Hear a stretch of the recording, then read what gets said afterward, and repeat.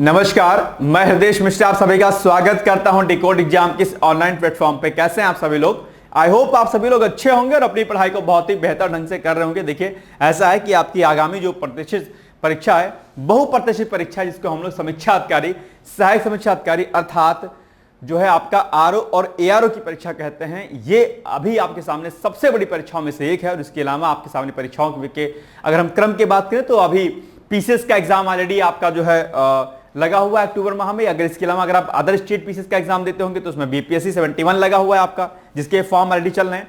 Form नहीं fill किया तो आप फिल कर सकते हैं अगर आप बिहार पीसीएस देने के इंटरेस्टेड हैं तो। इसके अलावा उत्तराखंड पीसीएस का भी एग्जाम लगा हुआ है, हालांकि अभी डेट कंफर्म तो नहीं है, मतलब उनके अकॉर्डिंग तो कंफर्म है डेट, लेकिन अभी मुझे लग नहीं रहा कि हो पाएगा फिलहाल। तो ये एग्जाम 3-4 जो है आपके सामने लगे हुए हैं। इसके अलावा पेट का भी फॉर्म आपने फिल किया होगा, उसकी भी जो है क्या कहते हैं एग्जाम उसका होगा, उसमें भी करंट अफेयर्स आपका इंपॉर्टेंट होगा। और इन सभी करंट अफेयर्स के सेगमेंट में उत्तर प्रदेश विशेष का एक बड़ा रोल रहता है, ठीक है। वो चाहे स्टैटिक पोर्शन हो हमारा, चाहे वो डायनेमिक पोर्शन हो। तो इसको हम लोग आज ऑब्जेक्टिव फॉर्म में करने का प्रयास करेंगे। इसी को डिस्क्रिप्टिव टाइप में दिवाकर सर कराते हैं, इसी का ऑब्जेक्टिव मैं कराता हूं आपको, ठीक है, ताकि थ्योरी विथ आपका ऑब्जेक्टिव क्वेश्चन से आपका रेडी हो जाए, ठीक है। इसके अलावा आप जानते होंगे डेली मॉर्निंग में हमारी क्लास आती है सुबह सुबह 8 बजे करंट अफेयर्स की, और वहां पर जो है आपको न सिर्फ पीसीएस के पॉइंट ऑफ व्यू से बल्कि आरओ के अलावा अदर स्टेट पीसीएस और वनडे एग्जाम के लिए भी वो आपका करंट अफेयर्स रिलेवेंस रहता है, ठीक है। तो आप सुबह सुबह जुड़ करके मुझसे आप करंट अफेयर्स देख सकते हैं। और याद रखिएगा कि उसको देखने पर क्या होगा, एक बड़ा बेनिफिट आपको मिलेगा, यानी कि स्टैटिक पोर्शन और डायनेमिक पोर्शन आपका दोनों रेडी हो जाएगा। इसके अलावा बहुत सारी अन्य जानकारियां भी आपको जो है वहां से मिल जाएंगी, ठीक है। तो ये छोटी सी इंफॉर्मेशन देने से आइए अब सीधे हम आज के पहले क्वेश्चन पर आते हैं। पहले हम क्वेश्चन देखेंगे, उसके बाद हम लोग क्या करेंगे उसकी व्याख्या देखेंगे, ठीक है ना। नंबर 1 क्वेश्चन है, उत्तर प्रदेश में रात्रिकालीन लैंडिंग हवाई पट्टी के संदर्भ में निम्नलिखित कथनों पर विचार करना है आपको। यह हवाई पट्टी शाहजहांपुर में बनाई गई है और यह हवाई पट्टी यमुना एक्सप्रेस वे पर स्थित है। अगर आपको पता है तो आप चाहें तो इसको एज ए टेस्ट के रूप में देख सकते हैं। आप अपने सामने छोटी सी कॉपी रख लीजिए और प्रश्न के हिसाब से आप देखिए कि आप इन प्रश्नों को जानते हैं कि नहीं जानते हैं, क्योंकि कहीं ना कहीं तो खबरों में आपने इनको पढ़ा होगा। ऐसा तो है नहीं कि पहली बार आज मैं आपको करा रहा हूं या आज ही की न्यूज है, ये पहले की न्यूज है ना, ठीक है। तो आज हम लोग, अच्छा ये कब की न्यूज है, ये आप देख पा रहे होंगे, बेसिकली ये मई की हमारी न्यूज है खासकर, है ना। तो अब आप बताइए कि दरअसल इसमें कौन सा विकल्प सही होगा। तो मुझे जो लगता है इसमें दरअसल क्या है कि इसमें ये जो विकल्प आप देख पा रहे होंगे, ये वाला मुझे सही नहीं लग रहा है। यानी कि पूछा है कौन सा सत्य है, मुझे लग रहा है केवल एक सत्य है, ऐसा लग रहा है, ऐसा मुझे प्रतीत हो रहा है। आपको भी यही लग रहा है कि कुछ और लग रहा है? अच्छा एक बात ध्यान रखिए, मेरे पर ट्रस्ट मत करिएगा, सर हृदय सर कह रहे हैं यही सही तो ये होगा, ठीक है। मैं भी आपके जैसा हूं, ठीक है। आपको बताना है कि दरअसल इसमें कौन सा सही है, ठीक है, क्योंकि आपकी मुझे बुद्धि चेक करनी है, आपको मेरी नहीं चेक करनी है, ठीक है। आइए देखते हैं कौन सा इसमें विकल्प सही होगा। इसमें विकल्प ए ही सही होगा, बिल्कुल सही बात है, क्योंकि मैं हो गया सही, यानी कि विकल्प एक सही है। ये वाला जो कथन है आप देख पा रहे होंगे, दूसरा वाला ये क्या है, रॉन्ग है। तो आप कहेंगे सर अगर ये रॉन्ग है तो फिर उत्तर क्या होगा इसका सही। आइए हम इसको देखते हैं कि आखिर कहां पर दरअसल इसका जो है इसकी लैंडिंग की गई, हवाई पट्टी की लैंडिंग की गई है, ठीक है। चलिए आइए, मई 2025 में उत्तर प्रदेश के शाहजहांपुर में गंगा एक्सप्रेसवे पर, देखो अब यहां पर क्या लिखा हुआ था, यमुना एक्सप्रेसवे लिखा हुआ था, बस तो ये हो गया सीधे गलत यहां पर, ठीक है। तो मई 2025 में उत्तर प्रदेश के शाहजहांपुर में गंगा एक्सप्रेसवे पर 3.5 किलोमीटर लंबी हवाई पट्टी तैयार की गई है, जो देश की पहली ऐसी एक्सप्रेसवे हवाई पट्टी है जहां भारतीय वायुसेना के लड़ाकू विमान दिन और रात दोनों समय में, यह एक बड़ी बात है, चाहे डे होगा या नाइट होगा, और यह भारत की बढ़ती हुई जो है सामरिक जो है ताकत को दिखाता है। आप जानते हो कि मैंने कई बार आपसे कहा है कि वर्तमान सरकार, ठीक है, डिफेंस एजुकेशन, ठीक है, क्या डिफेंस में एजुकेशन में बहुत ज्यादा पैसा लगा रही है, और इसके अलावा medical department, medical education and defence, 3 sector पे सरकार जोर दे रही है। इसके अलावा अगर अलग सोर्स की बात करें तो सरकार वर्तमान में क्या कर रही है, इंफ्रास्ट्रक्चर को और स्किल डेवलपमेंट प्रोग्राम को बहुत जोरों के साथ प्रमोट करती है, क्योंकि ताकि हम आत्मनिर्भर भारत की ओर बढ़ सकें। बिकॉज ऑफ, आप जानते होंगे सरकार का लक्ष्य क्या है, वर्ष 2047 तक विकसित भारत बनाने का लक्ष्य है। इसी लक्ष्य को प्राप्त करने के लिए सरकार अलग अलग क्षेत्रों में व्यापक स्तर पर काम कर रही है। और सबसे बड़ी बात है, आर्थिक दृष्टिकोण से हम मजबूत होंगे तो हम सामरिक दृष्टिकोण से भी क्या होंगे, मजबूत होंगे। इसीलिए सरकार जो है इस पर भी व्यापक स्तर पर ध्यान दे रही है कि जहां एक और इंफ्रास्ट्रक्चर मजबूत होने से हम आर्थिक दृष्टिकोण से मजबूत होंगे, तो वहीं अभी हाल ही में आपने देखा कि भारत ने जापान को पीछे छोड़ते हुए विश्व की चौथी सबसे बड़ी अर्थव्यवस्थाओं में से शामिल हो गया, अकॉर्डिंग टू IMF यानी कि इंटरनेशनल मॉनेटरी फंड के अकॉर्डिंग, राइट। तो अब देश इस पर भी बहुत फोकस कर रहा है। अभी आपने देखा कि पाकिस्तान के साथ हमारा क्या कुछ हिसाब किताब हुआ, ठीक है। तो ये एक सब चीजें क्या है, बड़ी अच्छी हैं और ये प्रश्न आपके एग्जाम के लिए डेफिनेटली क्या है, इंपॉर्टेंट है। इसी से जुड़ा हुआ एक प्रश्न और अगर बड़ा इंपॉर्टेंट है, ब्रह्मोस मिसाइल कहां बनेगी, मैन्युफैक्चर कहां पर होगी, आप जानते होंगे। लखनऊ वाले खुश हो गए होंगे इसके लिए, नवाबों का शहर लखनऊ है, तो वहां पर ब्रह्मोस मिसाइल को लेकर के भी बातें की गई हैं, आप जानते होंगे इसके बारे में, ठीक है। चलिए आगे बात करते हैं हम लोग। तो ये लड़ाकू विमान यहां पर डे और रात दोनों समय में लैंडिंग एंड टेक ऑफ दोनों कर पाएंगे, ये बड़ी बात है अपने आप पे, है ना। इस हवाई पट्टी पर राफेल, मिराज, जगुआर जैसे अत्याधुनिक फाइटर जेट्स की रात्रिकालीन लैंडिंग संभव है। यह पट्टी युद्ध या आपदा की स्थिति में वायुसेना के लिए वैकल्पिक रनवे का कार्य करेगी, जिससे राष्ट्रीय सुरक्षा और आपातकालीन तैयारियों को मजबूती मिलेगी अपने आप में, है ना। यह बात ध्यान रखिएगा। आगे अब दूसरा प्रश्न है आपके सामने कि हाल ही में उत्तर प्रदेश सरकार ने प्राकृतिक खेती को बढ़ावा देने और महिलाओं की भागीदारी बढ़ाने के लिए निम्नलिखित में से किस योजना की शुरुआत की है, ये आपको बताना है। ये बड़ी अच्छी योजना है अपने आप में। मुझे जो लगता है ये इसमें शायद इसका नाम जो है होगा, आई थिंक ए या डी में से कोई एक होना चाहिए, जो मुझे लगता है 90% चांस है कि ए होना चाहिए। अब देख लेते हैं कि क्या होगा। चलिए, या ये होगा, कृषि होगा, देखते हैं क्या होगा। डी होगा, सॉरी डी होगा, कृषि सखी योजना। D is the right answer, ठीक है। आइए इसकी व्याख्या देते हैं हम थोड़ा सा। तो उत्तर प्रदेश सरकार ने प्राकृतिक खेती यानी कि नेचुरल फार्मिंग को बढ़ावा देने के लिए, महिलाओं की भागीदारी बढ़ाने के लिए कृषि सखी योजना की क्या कर दी है, शुरुआत कर दी है।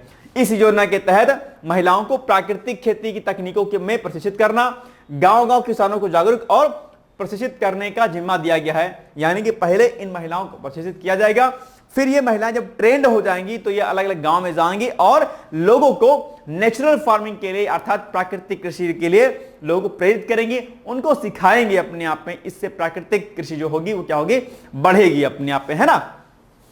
योजना के लाभ के लिए स्थानीय निवासी स्वयं सहायता समूह यानी कि जिसको हम SHG बोलते हैं से जुड़ी या कृषि में सक्रिय महिलाएं चुनी जाती हैं। न्यूनतम प्राथमिक शिक्षा जरूरी है इनके लिए और चयन जिला स्तर पर गठित कमेटी के द्वारा किया जाएगा भाई कि इस प्रोग्राम में कौन कौन सी महिलाएं क्या होंगी, शामिल होंगी। खासकर स्वयं सहायता समूह की महिलाओं को उसमें प्रशिक्षित करने का प्रयास इसमें किया जाएगा, ठीक है। आप जानते होंगे खेती को लेकर के यानी कि एग्रीकल्चर को लेकर के जो सरकार व्यापक स्तर पर काम कर रही है और एग्रीकल्चर में आपने देखा होगा कि एग्रीकल्चर में जो न्यू टेक्नोलॉजीज हैं, क्या न्यू टेक्नोलॉजी जो हैं, इसके अलावा सरकार न्यू टेक्नोलॉजी के साथ जो है AI जैसी तकनीकों का भी इस्तेमाल कर रही है। इसके अलावा अत्याधुनिक जो भी कृषि उपकरण होते हैं उन पर भी सरकार व्यापक स्तर पर काम कर रही है, ताकि जहां एक और हम अपने कृषि की प्रोडक्टिविटी को बढ़ा पाएं, उसकी सॉइल फर्टिलिटी रेट को बढ़ा पाएं, तो वहीं दूसरी ओर हम लोग अत्याधुनिक तकनीकों के माध्यम से भी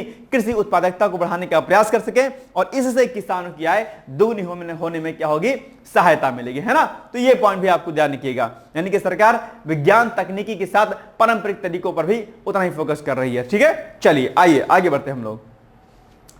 अब नेक्स्ट क्वेश्चन है, उत्तर प्रदेश में ग्रामीण बैंकों के विलय के संदर्भ में लिखित कथनों पर विचार कीजिए। नंबर 1, मई 2025 में उत्तर प्रदेश के 3 क्षेत्रीय ग्रामीण बैंकों का विलय किया गया है, ठीक है। दूसरा, नए बैंक का नाम उत्तर प्रदेश क्षेत्रीय ग्रामीण बैंक होगा, ठीक है। तीसरा, नए बैंक का प्रायोजिक बैंक ऑफ बड़ौदा होगा।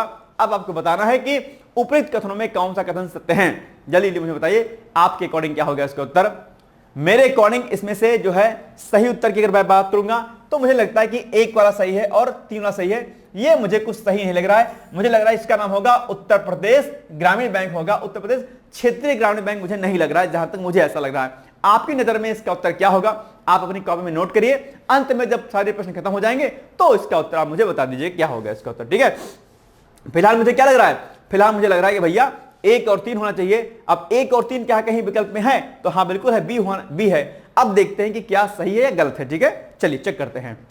बिल्कुल सही बात है, B is the right answer. ये कथन क्या आपका रॉन्ग हो गया। सत्य पूछा है ना। अच्छा, अब यहीं पर अगर होता कि बताओ असत्य कौन सा कथन है, क्या होता, अगर आपसे पूछ लेता कि बताओ असत्य कथन कौन सा है, तो अगर बात असत्य की होती तो ये वाला हो जाता असत्य, यानी कि केवल 2 हो जाता। हालांकि विकल्प नहीं दिया है, लेकिन अगर असत्य पूछता तो विकल्प में केवल 2 का ऑप्शन होता, यहां पर फिलहाल नहीं है यहां पर, क्योंकि यहां पे सत्य पूछा है। असत्य पूछता तो विकल्प केवल 2 होता है यहां पर, ठीक है ना, ध्यान रखिएगा इस बात का। कई बार आप लोग यहां पर कौन सा सही नहीं है और असत्य कौन सा है इसमें कंफ्यूजन होता है आपको। कई बार आप दिमाग लगाते ही नहीं हो कि यार पूछ क्या रहा है, दरअसल आप सत्य पर होते हो। ऐसे अगर यहां पर पूछता कौन सा कथन असत्य है, माना यही पूछ देता, और माना कि यहां पर विकल्प में हो जाता केवल 2 होता, माना कि केवल 2 होता। अब देखो ध्यान से, अब आप हड़बड़ाहट में क्या पढ़ते, उपयुक्त कथनों में कौन सा कथन सत्य है। अब जैसे सत्य लिखते वैसे आप विकल्प 1 और 3 पर टिक मारते और बी ऑप्शन के सामने गोला भर के चले आते, लेकिन यहां पर ध्यान नहीं देते, उत्तर हो जाता आपका गलत। आपको लगता है कि आपने सही किया, लेकिन आप गलत करके चले आते। या फिर कई बार गलती क्या होती है, कई बार आप देखते हैं कि हां कौन सा कथन असत्य है, आप देखकर पढ़ करके भी यहां पर अपने विकल्पों को गलत करते हुए चले आते हैं। यह नहीं करना है आपको, ठीक है, यह बात आप विशेष तौर पर आपको ध्यान देनी है। ओके, चलिए, तो ये इसका विकल्प सही पूछा तो 1 और 3 हो जाएगा, यानी B is the right answer, ठीक है। आइए अब इसकी व्याख्या देख लेते हैं हम लोग थोड़ा सा। तो मई 2025 में उत्तर प्रदेश के 3 क्षेत्रीय ग्रामीण बैंकों का विलय किया गया है। भाई साहब, इकोनॉमिकल पॉइंट ऑफ व्यू प्रश्न आपके लिए इंपॉर्टेंट है। उत्तर प्रदेश सरकार और केंद्र सरकार के संयुक्त प्रयास से राज्य के 3 प्रमुख क्षेत्रीय ग्रामीण बैंकों आर्यावर्त बैंक, प्रथमा बैंक और बड़ौदा यूपी बैंक का विलय कर दिया गया है।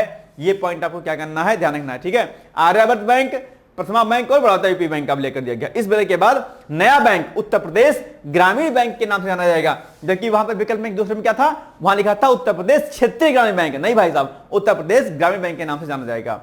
उत्तर प्रदेश ग्रामीण बैंक का मुख्यालय कहां पर होगा, लखनऊ में स्थित होगा। इसका प्रायोजक बैंक आप क्या होगा, बड़ौदा होगा अपने आप। देखो ये पॉइंट आपको क्या करना है, याद रखने सारे ये डेफिनेटली आपके एग्जाम के लिए क्या है, बड़े इंपॉर्टेंट है, याद रहेगा पॉइंट। चलिए आगे बढ़ते हैं।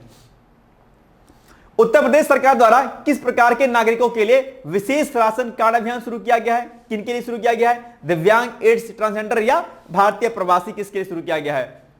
मुझे लगता है कि शायद ये जो होगा ट्रांसजेंडर नागरिकों के लिए शुरू किया गया है, यानी कि ऑप्शन नंबर सी मेरे अकॉर्डिंग होना चाहिए सही। आपके अकॉर्डिंग क्या होगा मुझे बताइएगा आप लोग, ठीक है, विकल्प के रूप में इसको लिखते रहिएगा आप लोग। चलिए आइए, बिल्कुल सही होता है, C is the right answer, ठीक है। ट्रांसजेंडर के लिए आप जानते होंगे ट्रांसजेंडर को लेकर कई बार जो समाज में एक बड़ी अजीब जो है स्थिति उत्पन्न हो जाती है, भ्रांतियां उत्पन्न होती हैं, लेकिन हमें इससे क्या होना है, हमें इससे दूर रहना है, क्योंकि ये क्या है, सबको समान अधिकार संविधान ने कॉन्स्टिट्यूशन ने दिया है, तो सभी के साथ कोई भी प्रकार का भेदभाव वगैरह हमारे बीच में नहीं होना चाहिए, है ना, ये पॉइंट आपको ध्यान रखना। चलिए आइए, तो उत्तर प्रदेश सरकार ने ट्रांसजेंडर समुदाय के लिए राष्ट्रीय खाद्य सुरक्षा अधिनियम के तहत राशन कार्ड जारी करने हेतु एक विशेष अभियान शुरू करने की घोषणा कर दी है, ठीक है। इस पहल का उद्देश्य क्या होगा, ट्रांसजेंडर व्यक्तियों को खाद्य सुरक्षा के दायरे में लाना और उन्हें सामाजिक यानी कि जो है सोशल और इकोनॉमिकल जो है सिक्योरिटी प्रदान करना, ताकि उनको कोई दिक्कत ना होने पाए। उनको भी हक है सामाजिक और आर्थिक रूप से मजबूत होने का, उनके साथ कोई पार्शलिटी ताकि ना होने पाए। जिला स्तर पर विशेष टीमें गठित की जाएंगी जो ट्रांसजेंडर व्यक्तियों की पहचान और उनका क्या करेंगे, पंजीकरण करेंगे, उनका रजिस्ट्रेशन करेंगे। सुप्रीम कोर्ट के 2014 के फैसले के अनुसार आप जानते होंगे कि ट्रांसजेंडर को तीसरे लिंग के रूप में जो है मान्यता दी गई है और उन्हें समान अधिकार भी दिए गए हैं, यानी कि किसी भी प्रकार का भेदभाव आप उनके साथ नहीं कर सकते हैं, चाहे वो सामाजिक भेदभाव हो, चाहे वो आर्थिक भेदभाव हो या फिर कोई अन्य भेदभाव हो, उनके साथ कोई भी भेदभाव नहीं किया जाएगा। वो किसी भी नौकरी में जा सकते हैं, किसी भी नौकरी में वो आ सकते हैं, कोई इशू इसमें नहीं है, ठीक है। चलिए आइए आगे बढ़ते हैं हम लोग। केंद्र सरकार द्वारा उत्तर प्रदेश में स्थित किस अवशेष की नीलामी रोकने के लिए एक सशक्त कूटनीतिक और कानूनी अभियान चलाया गया, आप जानते होंगे। ये सारे प्रश्न ऑलरेडी हमने जो डेली हम लोग करते हैं ना प्रश्न में करा रखे हैं मैंने कुछ, ठीक है, लेकिन चूंकि यूपी स्पेशल के स्पेशल क्वेश्चन है, इसको अलग कर दिया गया एक तरीके से, ठीक है। और 1-2 क्वेश्चन हो सकता है मैंने ना कराए हूं, बाय द वे छूट गया हो तो, बट बाकी सब हमने कराए हैं। तो अब आप बताओ कि इसका उत्तर एग्जैक्टली क्या होगा। अच्छा, इसके पहले आप लोगों से एक छोटी सी रिक्वेस्ट है कि अभी डिकोड एग्जाम पर कई सारे कोर्सेज हमारे चल रहे हैं, और अगर आपको कोई कोर्स लेना है तो आप मुझसे संपर्क कर सकते हैं, ठीक है। कॉन्टैक्ट नंबर मैं अभी आपको लिख दे रहा हूं। और अगर आपको पढ़ने में कहीं कोई समस्या, ध्यान सुन लेना, अगर कोई इश्यू आपको तैयारी करने में आ रहा है कि भाई ये कैसे करें, हम कैसे नहीं तैयारी करें, आप डायरेक्टली आप मुझसे बात कर सकते हैं, कोई इश्यू नहीं है। लेकिन सर इतनी सी है, पढ़ाई फिर करनी होगी एनी हाउ, आपको इसमें कोई लाख लपेट नहीं सहूंगा मैं, ठीक है। I want selection any how, ठीक है। तो इसके लिए आप डायरेक्टली आप जो है मुझे व्हाट्सएप कर सकते हैं या कॉल कर सकते हैं, ठीक है। 86044092201, क्या 86044092201, इस पर आप संपर्क मुझसे कर सकते हैं। कहीं कोई समस्या आपको पढ़ाई में सीधे तौर पर आरओ पीसीएस सीओपीसी को लेकर के आप मुझसे बात कर सकते हैं। इसके अलावा डिकोड एग्जाम पर कई सारी चीजें चल रही है, जैसे अभी सेल्फ टेस्ट चल रहा है, आप सेल्फ टेस्ट के माध्यम से आप क्या कर सकते हैं, मुझसे जुड़ सकते हैं, ठीक है। यहां पर आपको काफी चीजें मिल जाएंगी आपको। इसके अलावा पीसीएस का हमारा बैच चल रहा है, आप उसको ज्वाइन कर सकते हैं, या फिर कई अन्य चीजें चल रही हैं, आप जो है इसी नंबर पर वो सारी जानकारी भी आप मुझसे सीधे प्राप्त कर सकते हैं, कोई भी इश्यू अगर आपको होता है तो, ठीक है। तो इसके माध्यम से अगर कोई दिक्कत आपको है, सीधे आप मुझसे बात कर लीजिए, कोई दिक्कत वाली बात यहां पर नहीं है, ठीक है। चलिए आइए, अब इस प्रश्न का उत्तर क्या होगा मुझे बताइएगा।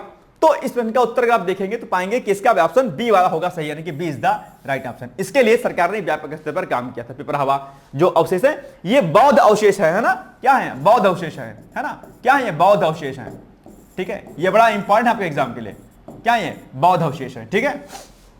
और बौद्ध अवशेष की बात आ गई तो बौद्ध धर्म भी आपके एग्जाम के लिए क्या है, महत्वपूर्ण है। एंशिएंट हिस्ट्री में बौद्ध धर्म, जैन धर्म, शैव धर्म, सिंधु घाटी सभ्यता, इससे खूब प्रश्न आते हैं। तो इसको भी आप लोग क्या करिएगा, टास्क के रूप में मैं आपको टास्क देता हूं कि आज ही क्या करिएगा, जब इस प्रश्न को पढ़ रहे होंगे तो इसी समय क्या करिएगा, बौद्ध धर्म को भी अच्छे से पढ़ लीजिएगा, साथ साथ में जैन धर्म को पढ़ लीजिएगा, बौद्ध धर्म जैन धर्म का कंपैरिजन कर लीजिएगा, बस हो जाएगा काम आपका, ठीक है। चलिए आइए, केंद्र सरकार ने, ठीक है, क्या केंद्र सरकार ने हांगकांग में सोतवी द्वारा पवित्र पेपरहवा अवशेष की नीलामी रोकने के लिए एक सशक्त कूटनीतिक और कानूनी अभियान चलाया। यह अवशेष 1898 में उत्तर प्रदेश के सिद्धार्थनगर स्थित पेपरहवा स्तूप से खुदाई में मिले थे, जिनमें भगवान बुद्ध के अस्थि अवशेष, क्रिस्टल और स्टोन कलश, यानी कि कई सारे जो वस्तुएं जो है इसमें शामिल थी। भारतीय कानून के तहत ये AA श्रेणी की पुरावशेष हैं, जिनकी बिक्री या देश से बाहर जाना क्या अवैध है, इसीलिए जो है इसकी नीलामी रोक दी गई। सरकार को जब नीलामी की सूचना मिली तो उन्होंने जो है संपर्क साधा वहां पर और उसके बाद नीलामी को रोकने का प्रयास किया, अंतोगत्वा जो है नीलामी रुक गई अपने आप में, ठीक है। तो ये बड़ी जीत, कूटनीतिक जीत थी भारत की अपने आप में। यही सारी बातें यहां पे लिखी गई हैं, आप इसको जो है पढ़ सकते हैं, कोई दिक्कत इसमें नहीं है, ठीक है। मेन पॉइंट ऊपर का था जो था, ठीक है। चलिए नेक्स्ट है वैश्विक क्षमता केंद्र नीति के संदर्भ में निम्नलिखित कथनों पर विचार करिए। नंबर 1, उत्तर प्रदेश सरकार ने वैश्विक निवेश को आकर्षित करने के लिए वैश्विक क्षमता केंद्र नीति 2024 को मंजूरी दी है, ठीक बात है। दूसरा, नीति का लक्ष्य उत्तर प्रदेश को $2 ट्रिलियन की अर्थव्यवस्था बनाना और राज्य में वैश्विक कंपनियों का निवेश बढ़ाना है। उपरोक्त कथनों में कौन से कथन सत्य हैं, यह आपको बताना है। अब बताइए कि इसका उत्तर क्या होगा एग्जैक्टली। जो मुझे लग रहा है वो ये लग रहा है कि इसका एग्जैक्टली जो उत्तर होना चाहिए वो होना चाहिए भाई साहब मेरे अकॉर्डिंग ए वाला, एक, केवल एक होना चाहिए, ए होना चाहिए। ये 2 ट्रिलियन मुझे नहीं लग रहा है, शायद 1 ट्रिलियन होना चाहिए, आई थिंक, जहां तक मुझे याद है, शायद, I am not sure, but मुझे लग रहा है 1 ट्रिलियन होना चाहिए। सत्य पूछा कथन 1 होना चाहिए, ये मुझे गलत लग रहा है, ए ऑप्शन होना चाहिए। आपकी नजर में क्या है, अपनी कॉपी में इसको नोट डाउन करिएगा और बाद में इसको मैच करिएगा आप लोग, है ना। चलिए, ए बिल्कुल सही बात है, ए ही सही है, ये रॉन्ग गलत है। आइए देखते हैं इसको। ये देखो 1 ट्रिलियन है ना, देखो ये देखो। उत्तर प्रदेश सरकार ने वैश्विक निवेश को आकर्षित करने के लिए वैश्विक क्षमता केंद्र नीति 2024 को मंजूरी प्रदान की है। ग्लोबली जो है इन्वेस्टमेंट को अट्रैक्ट कर रहा है यूपी की, भैया आओ हमारे यहां इन्वेस्टमेंट करो, क्योंकि सिंपल सी बात है, अगर इन्वेस्टमेंट उत्तर प्रदेश में नहीं होगा तो सिंपल सी बात है कि यहां पर हमारे यहां पर क्या होगा, इंफ्रास्ट्रक्चर डेवलप नहीं होगा, चीजें होंगी नहीं अच्छे तरीके से, और लोगों को रोजगार मिलेगा नहीं। सरकारी नौकरी अगर हर सोचे हर परीक्षार्थी को मिल जाएगी, नॉट पॉसिबल। आप कई बार हताश, परेशान, निराश होते हैं कि सर नहीं लगी नौकरी, देखो बहुत ज्यादा हाथ पीछे जो है मत पड़ना, ठीक है। ईमानदारी पूर्वक आप लोग जॉब की तैयारी करिए, मेरा पूरा सपोर्ट है। कहीं कोई दिक्कत होती है आप सीधे, मैंने कह भी दिया कि भैया अगर कोई दिक्कत होती है आपको किसी प्रकार की, कहीं कोई समस्या होती है, आप सीधे इस नंबर पर कॉल कीजिए, कोई दिक्कत नहीं है। 860444092201, कोई दिक्कत नहीं है। लेकिन भाई साहब पढ़ाई करिए, लोड मत लीजिए, लोड लेके पढ़ाई करिए, कुछ नहीं होगा। इतने सारे कोर्सेज हमारे डिकोड एग्जाम पे चल रहे हैं, चाहे वो सेल्फ टेस्ट हो या पीसीएस का बैच हो या अन्य कोई बैच हो, सारे बैच चल रहे हैं। इसी नंबर पर आप बैच की जानकारी ले सकते हैं और अपनी प्रॉब्लम को भी आप यहां पर मुझसे शेयर कर सकते हैं कि सर ये समस्या मुझे आ रही, कैसे तैयारी करें, कोई दिक्कत नहीं। लेकिन हताश आपको नहीं होना, यह बात आपको विशेष तौर पर ध्यान देनी है, ठीक है। प्रश्न को अच्छे से पढ़ना है। तो सरकार ने क्या किया है, वैश्विक निवेश को अर्थात ग्लोबली इन्वेस्टमेंट को जो है क्या कर रहा है, इन्वेस्टमेंट करने के लिए अपने यहां पर एक प्रकार का प्रोग्राम चलाया है, यानी कि जिसे हम वैश्विक क्षमता केंद्र बोलते हैं, वैश्विक क्षमता केंद्र नीति 2024 बोलते हैं। इस नीति को मंजूरी प्रदान की है। इसका उद्देश्य क्या है? प्रदेश को IT, banking, health care, engineering और अत्याधुनिक तकनीकों में वैश्विक क्षमता केंद्रों के रूप में क्या करना है, जो है उभारना है अपने आप में उत्तर प्रदेश को। नीति का लक्ष्य उत्तर प्रदेश को $1 ट्रिलियन की अर्थव्यवस्था बनाना और राज्य में वैश्विक कंपनियों का निवेश बढ़ाना। नहीं, ग्लोबली जो कंपनियां होती हैं मल्टीनेशनल, वो यहां पे आके इन्वेस्टमेंट करें। इस नीति के तहत भूमि, स्टाम्प ड्यूटी, पूंजीगत सब्सिडी, ब्याज सब्सिडी, भर्ती जो है एसजीटी रिफंड, यानी कि ये जितनी प्रकार की चीजें आप देख पा रहे होंगे। इसके अलावा अनुसंधान एवं नवाचार के लिए अनुदान दिया जाएगा। नोएडा, ग्रेटर नोएडा, लखनऊ, कानपुर, वाराणसी जैसे शहरों में समर्पित जीसीसी जोन और प्लग एंड प्ले इंफ्रास्ट्रक्चर बनेंगे। तो ये डिटेल्स जानकारी आपको यहां पर दी गई है, किस प्रकार से उत्तर प्रदेश जो है अपने यहां पर, उत्तर प्रदेश सरकार अपने यहां पर इन्वेस्टमेंट के लिए नई नई नीतियां लागू कर रही है। ठीक है, आगे, उत्तर प्रदेश के किस शहर में स्वतंत्रता संग्राम के वीरों की स्मृति में वीर रथ पार्क का निर्माण किया जाएगा? बताइएगा जल्दी से, इसका उत्तर एग्जैक्टली क्या होगा? इसका जो एग्जैक्टली उत्तर होगा वो क्या हो जाएगा? वो हो जाएगा आपका, क्या हो जाएगा? वीर रथ पार्क कहां बनाया जाएगा? नोएडा में। मुझे लग रहा है नोएडा में हो जाएगा। I think Noida is the right answer. C होना चाहिए जहां तक मुझे लग रहा है। ठीक है, C is the right answer. Okay, good. Uttar Pradesh के नोएडा में स्वतंत्रता संग्राम के वीरों की स्मृति में वीर रथ पार्क का निर्माण किया जाएगा। यह park Noida greater Noida expressway के पास सेक्टर 145 के नलगढ़ा गांव में लगभग 22 एकड़ क्षेत्र में बनेगा, जिसकी अनुमानित लागत 42 करोड़ होगी। ये प्रश्न भी मैंने आपको कराया था, अगर आपको याद होगा तो, है ना। इस पार्क की मुख्य विशेषता यह है कि इसमें एक भव्य म्यूजियम बनाया जाएगा, जिसमें भगत सिंह, राजगुरु, सुखदेव, सुभाष चंद्र बोस, कर्नल सिंह सहित 32 स्वतंत्रता सेनानियों की पत्थर की मूर्तियां और उनकी जीवनी से जुड़ी जानकारी प्रदान होगी। यहां पर अलग अलग प्रकार के म्यूजियम, उनके बारे में जानकारी अन्य प्रकार की और बहुत सारी चीजें यहां पर देखने को मिलेंगी। ये एक अच्छा जो है क्या कहते हैं, अपने आप में एक जो है कार्य है सरकार के द्वारा जो किया जा रहा है यहां पे, अपने आप में एक जो है भक्ति, देशभक्ति वाली फीलिंग आपको यहां पर जबरदस्त होने वाली है। ठीक है, चलिए नेक्स्ट है, उत्तर प्रदेश सरकार ने राज्य के युवाओं को वैश्विक स्तर का तकनीकी कौशल प्रदान करने के उद्देश्य से उत्तर प्रदेश कौशल विकास मिशन के तहत किस संस्थान के साथ एक समझौता ज्ञापन पर हस्ताक्षर किया है? बड़ा अच्छा प्रश्न है, बताओ कौन सा होगा? इसका एग्जैक्ट उत्तर क्या होगा? इसका एग्जैक्ट उत्तर हो जाएगा आपका, मेरे अकॉर्डिंग क्या हो जाएगा? मेरे अकॉर्डिंग हो जाएगा आईआईटी रुड़की के साथ। ठीक है, D is the right answer. देखते हैं कि क्या वास्तव में सही है। ठीक है, देखो क्या लिखा है, उत्तर प्रदेश सरकार ने राज्य के युवाओं के लिए वैश्विक स्तर का तकनीकी और कौशल प्रदान करने के लिए, ठीक है, यानी कि उत्तर प्रदेश सरकार युवाओं को, जो भी हमारे क्या है यूथ है, जो भी हमारा यूथ है उसको क्या करने के लिए, स्किल करने के लिए, ताकि वो स्किल्स उनका ग्लोबली क्या हो काम आए, इसके लिए आईआईटी रुड़की के साथ में समझौता ज्ञापन पर हस्ताक्षर किया गया कि भाई इनको टेक्निकली और स्ट्रांग बनाओ। ठीक है, अदरवाइज दिक्कत होने वाली है। आप जानते होंगे आने वाला समय एआई का है, आने वाला समय नई नई टेक्नोलॉजी का है। हर मिनट कुछ नई टेक्नोलॉजी जो है बदलती है और हमें उसे अडॉप्ट करने की हमारी क्षमता आनी चाहिए। कुछ टाइम पहले एक न्यूज में क्या था कि एआई से नौकरियां क्या हो जाएंगी, खत्म हो जाएंगी। आपने भी सुना होगा, क्या एआई से नौकरियां क्या हो जाएंगी, खत्म हो जाएंगी। लेकिन आपने एक बार पीएम मोदी का जो है सुना होगा स्पीच, उन्होंने कहा कि नहीं, एआई से जॉब खत्म नहीं होंगी। ठीक, खत्म नहीं होंगी, बल्कि उनका स्वरूप उनका चेंज होगा। क्या, उनका स्वरूप चेंज होगा। यानी आप अपने आप को स्किल कर लीजिए, एआई में घुस जाइए, क्या दिक्कत है आपको? दिन भर तो टेक्नोलॉजी बदलती है, आप नई टेक्नोलॉजी को अडॉप्ट कीजिए, लेकिन आप ढाक के पात्र रहेंगे। आप वैसे के वैसे रहेंगे तो चीजें नहीं हो पाएंगी। जैसे कि एग्जांपल है टीचिंग की फील्ड की अगर मैं बात करूं, बहुत सारे टीचर्स जो पहले ऑफलाइन पढ़ाते थे, उन्होंने टेक्नोलॉजी को अडॉप्ट नहीं किया, ऑनलाइन नहीं आए और उन्हें बहुत बड़ा नुकसान झेलने पड़ा कुछ टाइम तक, अगर आपने नोटिस किया होगा इस बात को। ठीक है, टेक्नोलॉजी को हमेशा अडॉप्ट करना चाहिए। इसी प्रकार से जॉब में भी जो अलग अलग कर्मचारी रहे हैं, उन्होंने भी टेक्नोलॉजी को अडॉप्ट नहीं किया, उनको भी समस्या झेलने को देखने को मिली। तो हमें टेक्नोलॉजी को अडॉप्ट करना होता है ताकि हम उससे आगे बढ़ सकें। ठीक है, तो ये आईआईटी रुड़की के साथ में युवाओं को कौशल प्रदान करने के लिए जो है आईआईटी रुड़की के साथ में उत्तर प्रदेश सरकार ने समझौता ज्ञापन पर हस्ताक्षर किया हुआ है। ठीक है, ये पॉइंट यहां पर दिए गए हैं सारे, आप इसको एक बार पढ़ लीजिएगा। ठीक है, इस समझौते के तहत उत्तर प्रदेश के युवाओं को अत्याधुनिक तकनीकी प्रशिक्षण, उन्नत लैब सुविधाएं और इंडस्ट्री ओरिएंटेड कोर्सेज उपलब्ध कराए जाएंगे, जिससे उनकी रोजगार क्षमता और प्रतिस्पर्धात्मकता वैश्विक मानकों के अनुरूप विकसित हो सके। तो ये जैसे आप अगर कोई प्रोफेशनल कोर्स करते होंगे, जैसे एग्जांपल के लिए मैंने जो बीएससी किया ठीक है, मेरी जो बीएससी है, क्या मेरी जो बीएससी है और जो मेरी एमएससी है दोनों, ठीक है। बीएससी मेरे पास क्या रही, इंडस्ट्रियल माइक्रोबायोलॉजी थी। अब इंडस्ट्रियल माइक्रोबायोलॉजी क्या है, एक प्रोफेशनल कोर्स है जिसमें मुझे 6 मंथ का ट्रेनिंग करना था कंपनी में। तो एक फार्मा कंपनी है, ठीक है, नाम मैं नहीं लूंगा, वहां पर मैंने प्रॉपर ट्रेनिंग किया 6 मंथ का, ठीक है, कितना 6 मंथ, 6 या शायद ऊपर था ऐसा कुछ। तो वहां पर हमने देखा कि भाई मेडिसिन कैसे बनती हैं, उसका मैन्युफैक्चर कैसा होता है, बीटा प्लांट्स क्या होते हैं, नॉन बीटा प्लांट्स क्या होता है, क्यूसी डिपार्टमेंट क्या होता है, क्यूए डिपार्टमेंट क्या होता है, QC quality check quality assistant, है ना, आप जानते होंगे क्यूसी डिपार्टमेंट, क्यूए डिपार्टमेंट, ठीक है, जहां पर अंतिम रूप से प्रोडक्ट चेक होता है।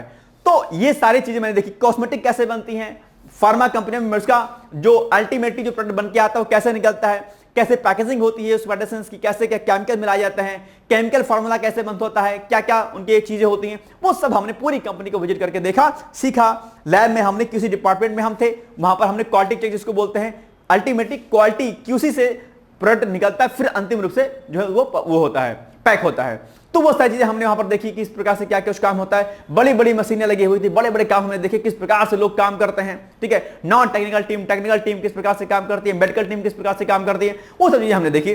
तो वो 6 मंथ की हमने स्किल वहां पर सीखी थी अपने आप में। इसी प्रकार से जब हम एमएससी में थे तो वहां पर भी हमने, हमारा प्रोजेक्ट क्या था, वाटर पे मेरा प्रोजेक्ट था, ठीक है, वहां पर भी हमें ट्रेनिंग करनी थी। हम इस बीच में अलग अलग जो है एसटीपी ईटीपी प्लांट में जाते थे, अलग कंपनियों में जाते थे, वहां पर सीखते थे भाई कैसे कैसे प्रोग्राम होता है, कैसे काम चलता है। हमारी रिसर्च थी वाटर पे, ग्राउंड वाटर, सरफेस वाटर पे, मैंने रिसर्च किया प्रॉपर तरीके से, ठीक है, एक पूरा प्रोजेक्ट वर्क हमारा, पूरी एक थीसिस, शॉर्ट पीएचडी इसको हम लोग बोलते हैं एमएससी में, इस प्रोजेक्ट वर्क 1 साल के प्रोजेक्ट को, 1 साल का पूरा प्रोजेक्ट था हमारा, ठीक है, पूरी हमने थीसिस लिख दी, पूरी की पूरी पीएचडी टाइप की, पूरी इतनी मोटी सी थीसिस, ठीक है, खुद से। तो ये सब जब स्किल, अच्छा इसके बाद कंपनी में ऑफर भी मिला, जॉब भी लगी, प्राइवेट कंपनी भी ऑफर लाया, कोई दिक्कत नहीं हुई। लेकिन हालांकि प्राइवेट सेक्टर मुझे नहीं जाना था, मैंने स्किप कर दिया इसको, ठीक है। उसके बाद फिर एमए भी हुआ हमारा। एमए क्या था, सोशियोलॉजी से था, जो कि नॉन प्रोफेशनल कोर्स है, इसमें कोई ट्रेनिंग नहीं कराई गई, ठीक है। तो जब कोई प्रोफेशनल डिग्री होती है तो उसमें ट्रेनिंग कराई जाती है, आप सीखते हैं। इसी प्रकार से सरकार चाहती है कि भाई आप प्रोफेशनली क्या रहें, स्ट्रांग रहें, ताकि आप किसी कंपनी में जाएं तो कोई दिक्कत आपको ना होने पाए, ठीक है। चलिए आइए आगे बढ़ते हैं हम लोग। नेक्स्ट है ब्रह्मोस सुपरसोनिक क्रूज मिसाइल उत्पादन यूनिट के संदर्भ में निम्नलिखित कथनों पर विचार कीजिए। नंबर 1, यह उत्पादन यूनिट कानपुर में स्थापित की गई है। अभी देखो इसके बारे में मैंने आपको थोड़ी देर पहले बताया भी था, आपको याद होगा तो, है ना। इस उत्पादन यूनिट की आधारशिला केंद्रीय रक्षा मंत्री द्वारा की गई है। ये आपके सामने दूसरा क्वेश्चन है। अब आप बताओ कि इसका एग्जैक्टली उत्तर क्या होगा। इसमें जो मुझे लग रहा है कि ये तो भैया लग क्या रहा है, बड़ा फेमस ये क्वेश्चन है अपने आप में, तो ये तो सीधे सीधे क्या लग रहा है, गलत लग रहा है, ठीक है। क्या लग रहा है, गलत लग रहा है। और क्या पूछा है, उपयुक्त कथनों में कौन सा कथन असत्य है, यानी कि सही नहीं है पूछा है। तो ये क्या है, सही नहीं है, ये सही है, ये सही नहीं है, केवल एक होना चाहिए उत्तर। अब ऐसे अक्सर क्या करेंगे, यहां पर आप सत्य पढ़ेंगे और इसको लग चलाएंगे, केवल 2 लग चले आएंगे, ठीक। लेकिन ऐसा नहीं है, असत्य पूछा है तो ये लगेगा, केवल एक लगेगा। ए इज द राइट आंसर। मेरे अकॉर्डिंग होना चाहिए, आपके अकॉर्डिंग क्या होना चाहिए बताइएगा मुझे, ठीक है। ए इज द राइट आंसर। चलिए, केंद्रीय रक्षा मंत्री ने उत्तर प्रदेश के लखनऊ में ब्रह्मोस सुपरसोनिक क्रूज मिसाइल का उत्पादन यूनिट का उद्घाटन किया है। यह यूनिट क्या है, भारत रूस संयुक्त उद्यम ब्रह्मोस एरोस्पेस के तहत स्थापित की गई है और इसे देश की रक्षा उत्पादन क्षमता को बढ़ाने के लिए एक महत्वपूर्ण कदम माना गया है। भाई सिंपल सी बात है, ब्रह्मोस अगर हमारे यहां पर बनेगी तो बड़ी बात है अपने आप में, है ना, एक बहुत बड़ी बात है। इस उत्पादन केंद्र के माध्यम से ब्रह्मोस मिसाइलों का निर्माण किया जाएगा और आपूर्ति तेजी से संभव हो गई, जिससे भारतीय सशस्त्र बलों की सामरिक शक्ति और सुरक्षा और मजबूत हो जाएगी, ठीक है। तो ये सब बातें यहां पर लिखी गई हैं, आप इसको एक बार पढ़ लीजिएगा अच्छे तरीके से, ठीक है। उत्तर प्रदेश के मुख्यमंत्री ने किसकी 2 बार हो गया, किसकी 2 बार, किसकी उपस्थिति में लखनऊ में यूपी एग्रीज और एआई प्रज्ञा कार्यक्रमों का शुभारंभ किया। यह प्रश्न भी मैंने कराया था, अगर आपको याद होगा तो। देखो डेली करंट अफेयर आप करते होंगे ना, आपको कुछ करने की आवश्यकता ही नहीं भाई साहब, लोड लेना ही नहीं आपको, बिल्कुल लोड नहीं लेना है आपको, ठीक है। चलिए आइए, तो किसकी अध्यक्षता में जो है यूपी एग्रीज और एआई प्रज्ञा कार्यक्रम का शुभारंभ किया गया, ठीक है। तो मेरे अकॉर्डिंग जो इसमें उत्तर होना चाहिए, क्या होना चाहिए, आपके अकॉर्डिंग क्या होना चाहिए, आप मुझे उत्तर लिख के बताइएगा क्या होगा। इसमें होना चाहिए विश्व बैंक के अध्यक्ष के अकॉर्डिंग, क्या, विश्व बैंक के अध्यक्ष, ठीक है, ये होना चाहिए। विश्व बैंक के अध्यक्ष की अध्यक्षता में ही दरअसल इस कार्यक्रम को लॉन्च किया गया था, ठीक है। आइए, सी इज द राइट आंसर, ठीक है, बिल्कुल सही बात है। उत्तर प्रदेश के मुख्यमंत्री ने विश्व बैंक के अध्यक्ष की उपस्थिति में लखनऊ में यूपी एग्रीज और एआई प्रज्ञा कार्यक्रमों का शुभारंभ किया, ठीक है। यूपी एग्रीज कार्यक्रम का उद्देश्य क्या है, जो यूपी एग्रीज है इसका उद्देश्य क्या है, कृषि क्षेत्र को आधुनिक तकनीकों से जोड़ करके किसानों की आय को बढ़ाना। ये यूपी एग्रीज का है। क्या? यूपी एग्रीज का कि भाई क्या होगा, जो नई टेक्नोलॉजी आती है, जो भी नई टेक्नोलॉजी आती है, उस टेक्नोलॉजी के माध्यम से एग्रीकल्चर में क्या करना, जो है बढ़ावा देना एग्रीकल्चर को आगे। और ये जो एआई प्रज्ञा है, इसका इस्तेमाल क्या होगा, इसका इस्तेमाल कृषि में जो आर्टिफिशियल इंटेलिजेंस है उसका प्रयोग करना। जैसे कि थोड़ी देर पहले मैंने बताया भी था कि सरकार किसानों की आय को बढ़ाने के लिए अत्याधुनिक उपकरणों के साथ साथ में, अत्याधुनिक तकनीकों के साथ साथ में एआई जैसी चीजों का इस्तेमाल कर रही है। वही पॉइंट यहां पर लिखा हुआ है आपके सामने। तो वही एआई प्रज्ञा कार्यक्रम आर्टिफिशियल इंटेलिजेंस के प्रयोग को बढ़ावा देकर शासन, शिक्षा और स्वास्थ्य जैसे क्षेत्रों में नवाचार को प्रोत्साहित करेगा। ये गवर्नेंस को, एजुकेशन को भी मजबूत करेगा। तो दूसरी ओर एआई जो है आपका एग्रीकल्चर में काम आएगा। इन पहलुओं से उत्तर प्रदेश में तकनीकी विकास को गति मिलेगी और राज्य के नागरिकों को आधुनिक सेवाओं का लाभ भी जो है मिल सकेगा अपने आप पे। ठीक है, चलिए निम्नलिखित में से किस कंपनी और उत्तर प्रदेश राज्य विद्युत उत्पादन निगम लिमिटेड ने प्रदेश में सौर ऊर्जा परियोजना स्थापित करने के लिए एक समझौता ज्ञापन पर क्या किया है, हस्ताक्षर किया है? कौन सा होगा? एनटीपीसी, एनएचपीसी, कोल इंडिया लिमिटेड या फिर गेल इंडिया लिमिटेड? क्या होगा इसका एग्जैक्टली उत्तर क्या होना चाहिए, मुझे बताइएगा आप लोग। बताओ क्या होगा इसका उत्तर? होगा सी, यानी कि कोल इंडिया लिमिटेड के साथ में। आइए देखते हैं इसकी व्याख्या। कोल इंडिया लिमिटेड और उत्तर प्रदेश राज्य विद्युत उत्पादन निगम लिमिटेड। क्या? कोल इंडिया लिमिटेड आपका, ठीक है ना? क्या? कोल इंडिया लिमिटेड और उत्तर प्रदेश का राज्य विद्युत उत्पादन निगम लिमिटेड ने प्रदेश में सौर ऊर्जा परियोजना स्थापित करने के लिए एक समझौता ज्ञापन पर हस्ताक्षर किया, यानी कि साइन किया हुआ है। क्या होगा इसमें? इसमें दोनों संगठन यानी कि आपका ये और ये मिलकर के उत्तर प्रदेश में क्या करेंगे, स्वच्छ और नवीकरणीय ऊर्जा के क्षेत्र में कार्य करेंगे, जिससे राज्य की ऊर्जा आवश्यकताओं को पर्यावरण के अनुकूल तरीके से पूरा किया जा सके। एक टर्मिनोलॉजी आपके सामने यहां पर आ रही होगी, क्या? नवीकरणीय ऊर्जा स्रोत, क्या जिसको हम लोग रिन्यूएबल एनर्जी रिसोर्सेज भी बोलते हैं। और आप एग्जाम में नवीकरणीय ऊर्जा स्रोत और अनवीकरणीय ऊर्जा स्रोत के बारे में प्रश्न पूछा जाता है, आप यह भी जानते होंगे। तो अगर हम लोग रिन्यूएबल एनर्जी रिसोर्सेज की बात करेंगे तो जैसे सौर ऊर्जा हो गई, पवन ऊर्जा हो गई, यानी कि जिनको हम पुनः प्राप्त कर सकते हैं, वो नवीकरणीय ऊर्जा स्रोत कहलाते हैं। जबकि वो ऊर्जाएं यानी कि वो चीजें जिनको हम एक बार दोबारा से इस्तेमाल करने के बाद उसको हम प्राप्त नहीं कर सकते हैं, यानी कि उसके सोर्स लिमिटेड है। जैसे कोयला हो गया, आपका पेट्रोलियम पदार्थ हो गए, है ना? ध्यान रखिएगा इस बात का। चलिए यहां से अपन खूब पूछता है आपके बारे में। यह पहल प्रदेश में सौर ऊर्जा उत्पादन को बढ़ावा देने, ऊर्जा सुरक्षा सुनिश्चित करने और कार्बन उत्सर्जन यानी कि कार्बन एक्सक्रीशन को कम करने की दिशा में महत्वपूर्ण कदम है। ये जो चीजें की गई हैं, साथ ही इससे स्थानीय स्तर पर रोजगार का सृजन होगा और हरित ऊर्जा उद्योग के विकास को भी क्या होगा, बढ़ावा मिलेगा, यानी ग्रीन एनर्जी प्रोडक्शन को है बढ़ावा मिलेगा अपने आप में। आजकल हरित ऊर्जा के ऊपर खूब चर्चा होती है। हरित ऊर्जा क्या होती है, इसको एक बार नेट पर डालिएगा और पढ़ के मुझे बताइएगा कि क्या डिटेल्स में इसके बारे में है। ठीक है, चलिए आइए आगे। नेक्स्ट क्वेश्चन है, भारत के पहले 3 नैनोमीटर चिप डिजाइन केंद्र के संदर्भ में निम्नलिखित कथनों पर विचार करिए। नंबर 1, इस केंद्र की स्थापना लखनऊ में की जाएगी और इसकी स्थापना क्वालकॉम कंपनी करेगी। कौन सा कथन सत्य है, यह आपको बताना है। मुझे जो लगता है जो विकल्प इसमें होना चाहिए वो होना चाहिए सी वाला, यानी कि 1 और 2 दोनों मुझे सही लग रहा है, शायद सही लग रहा है। आइए देख लेते हैं, मैं भी शायद रॉन्ग हूं। मैं, आपको क्या लगता है, सही है? सी सही है। कॉपी में नोट करिएगा भाई साहब, बाद में मैच करिएगा कि आपने कितने प्रश्नों को सही किया है। डी होगा। ओ भाई साहब, ना तो 1 नहीं तो 2, मतलब गलती हो गई भाई साहब गलती हो गई जी, कोई बात नहीं, ठीक है। आइए डी करते हैं इसको, ठीक है, कोई बात नहीं, कंफ्यूजन क्या है करना है। डी होगा इसका, ना तो 1 नहीं तो 2 होगा, ठीक है। आपने क्या लगाया था, सही डी लगाया था, सी लगाया था। इसीलिए कहते हैं नकल नहीं करनी चाहिए, ठीक है। कई बार क्या होता है, किताब सामने वाला बगल में, आप सीट पे बैठे हो, आप 2 लोग बैठे हो, है ना, एक जने सीट पे बैठे हुए हैं, बढ़िया मस्त ऐसे बैठे हुए हैं, बाल खींचे हैं, एकदम से बाबू साहब बन के आए हैं, एकदम से, है नहीं, बाबू साहब बन के आए हुए हैं, ठीक है, अपना बैठे हुए हैं, शर्ट वर्ट बढ़िया पहन के, ब्रांडेड शर्ट पहन के आए हैं, ठीक है। बाल तो काले होते हैं भाई साहब, बाल लाल कैसे होते हैं बताओ, बाल काले होते हैं, मैं भूल जाता हूं हर बार, ठीक है। और इसी के बगल में एक सीट और लगी हुई है, वहां पर एक मैडम जी या एक कोई भी XYZ और बैठा हुआ है, मैडम जी बैठी हुई हैं इधर, ठीक है, वाह बढ़िया, ठीक है। अब इस लड़की ने इन लड़के से पूछ लिया कि भैया प्लीज हमको बता दो, ठीक है क्या, या फिर इन्होंने सोचा कि इन्होंने इनसे या इन्होंने इनसे, मेल फीमेल हो सकते हैं, मेल मेल हो सकते हैं, कोई भी हो सकता है एक्स, ठीक है।